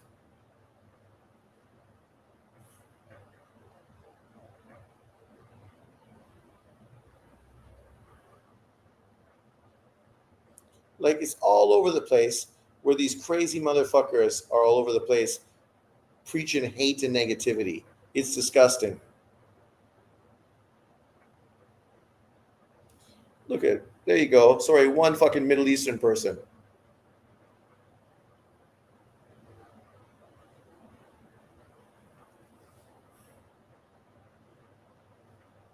Yeah, he's a hero. She's fucking a villain, right? He's a hero. She's a villain.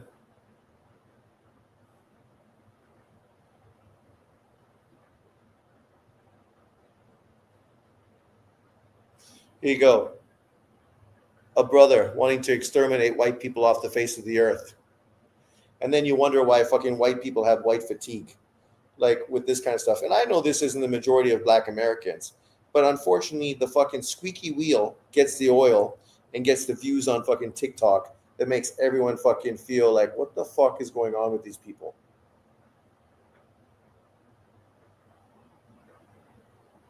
Look at these fucking Karens. It's all these white fucking women. I ain't being racist. It's all these fucking white women that are fucking selling out their country, selling out their country, selling out their people. It's disgusting. Cult mentality. Charlie's a martyr. He's Martin Luther King of white America. Left needs desperate people without a job, family, and purpose to fight for them because they got nothing to lose. Kirk got murdered for simply engaging. Let that sink in. Not if it was right or wrong, just simply engaging. And many on the left's happy and joking about this. They aren't done with the extremists. And that's it. They're the ones fucking projecting extremism. Who are the people burning down cities, right? Holding cities hostage for fucking a month, fucking ruining city buildings. Democrats, democratic fucking cities. Exactly what they blame the right for, being radicals. That comment works. YouTube working overtime. ATM. It's disgusting, man, these people. And you tell me this guy is somehow a vile person. Oh, sorry, he's throwing fucking MAGA hats. Oh, he must be terrible. And this was today, just before he got shot.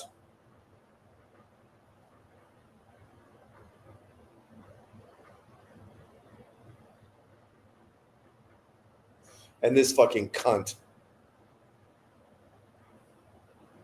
Fucking Warren. Elizabeth Warren. She should be fucking shot.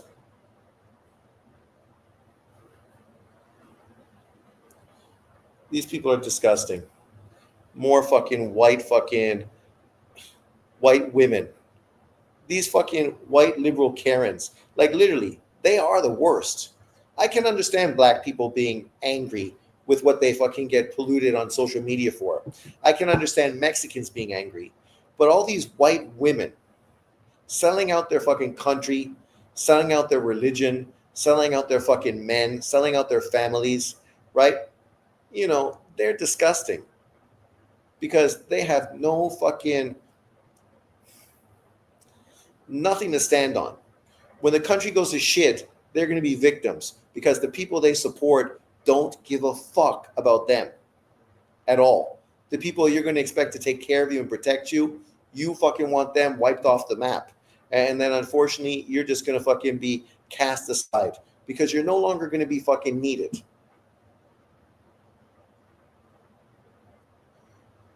Will you be living Fight Stream live? Yes, I will, Timmy.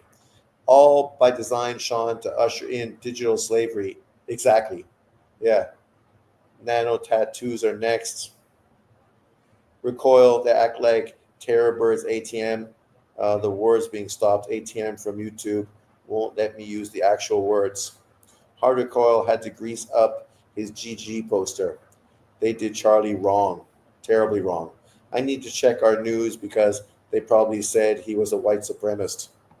Well, they fucking said he instigated shit. Charlie Kirk was an instigator. He was the one that created fucking problems. Don fucking Lemon. What a douchebag. Somebody should shoot that fucking guy. That dude's selling his people out. Oh, imagine more white fucking liberal women happy that Charlie Kirk got killed.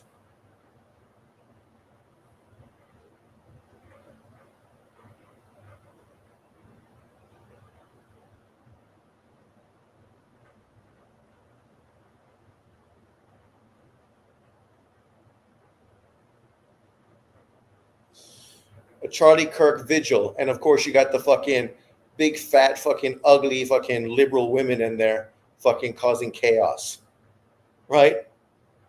They're bringing fucking violence to something that was about fucking saying goodbye to a guy that was murdered. Fat cunts.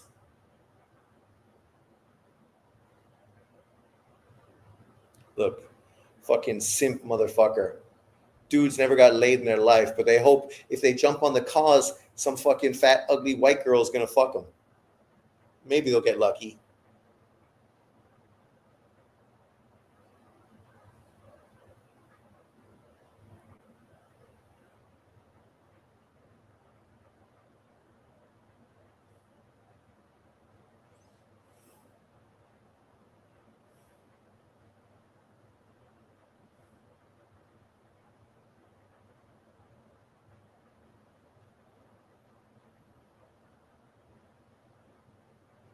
But then you get brothers exposing these fucking mental cases. His channel's good. Sean, do you watch T-style boxing? I used to watch him. Now I watch him a little bit, but he loves to go live too much. And as I said, I have short attention span, so I can't watch some dude go live for a million hours. He did invite me initially to one of his panels, but since I wasn't available, he hasn't came back and invited me since. So, where are we? They're all into their extremism. I'm a fence sitter. I go left on plenty of issues. They say the left has gone fanatical. Please, please, please believe me. They drove me right. They drove me right. Sean, do you watch Laugh Out Loud? The most of the far right does hold some dumb small town rallies. Party isn't endorsing them. The left promotes their extremism and protects their agents. Yes, they do. Sean, what is your opinion on Mr. Sheldon? Scumbag. Scumbag. That dude is a racist fucking scumbag. Anything he wants to fucking project or point fingers at is because he is what he fucking accuses other people of. He's a racist who only supports black fighters and only has negativity to say about everyone that's not black. Scumbag. But I've been on for 2 hours. I'm going to call it a day, but thanks everyone for jumping on. I will be going live for Canelo Alvarez Bud Crawford fight Saturday night your time, Sunday morning my time, and hopefully I'll be going live tomorrow too for that Young Guns fight as well. And then I probably will try to go live on Monday for Inui, but I got to figure out where can we watch the Inui fight, right? That could be the only thing holding me back, but we will see. Do you remember that show you were booted off? What was it called? It was in 2026, Pound for Pound Boxing. I got kicked out because of fucking, what's his face? The UK dude, Beats and Rhymes. Beats and Rhymes, who was fucking affiliated with a fucking New York racist, blatant fucking racist. Even Beats and Rhymes don't affiliate with that guy anymore. But literally, I got kicked off because Michael would rather fucking dick ride fucking Beats and Rhymes and his racist New York fucking dude who was anti fucking Jews back in 2016 and kicked me off because I accused Beats of Rhymes of fucking being a racist. Well, when you fucking associate yourself with racists, what do you want? Like the dude fucking channel was a racist fucking channel. But, you know, that's fine. Their channel fucking didn't survive without me because those guys all on that channel are all too nice and no one has an opinion, right? The last time I was on that show, they fucking didn't believe that Manny Pacquiao should still fight for a world title and he should retire. What did he do after that? He fucking went on and fought Keith Thurman, became a world champion again. So they were so fucking wrong in so many ways. So fucking, yeah. So wrong. I knew he's a great fighter. Cool. Have a good one, y'all. Never forget when Sean Cook shouted in the live, you doing a Nui fight at all? I would like to, but I have to see if I can find the stream because God only knows where that fight's going to be shown, right? I was hoping it'd be on DAZN, but apparently Turki Al-Sheikh's relationship with fucking Inui isn't that close that he could fucking push that event onto there. Oh, my man. Good morning. That was it. J Dill. Crawford Canelo made the best man win. I agree with you. But I'm off El Chicano. Everybody, peace out. Have a good one. Tomorrow is Friday. So Lily's happy. Hey. I'm happy. The weekend is here. I fucking work for the weekend, let me tell you. Peace out, everyone. Have a good one. And rest in peace, my man. As I said, I'm not a huge Charlie Kirk fan, but I was disgusted by what happened today, especially on the anniversary of fucking 9/11. 24 years since America came together under that tragic fucking scenario. All for people to fucking want to be evil fucking devils on social media. Evil. But thanks, everyone. Peace out, and I will see you next time.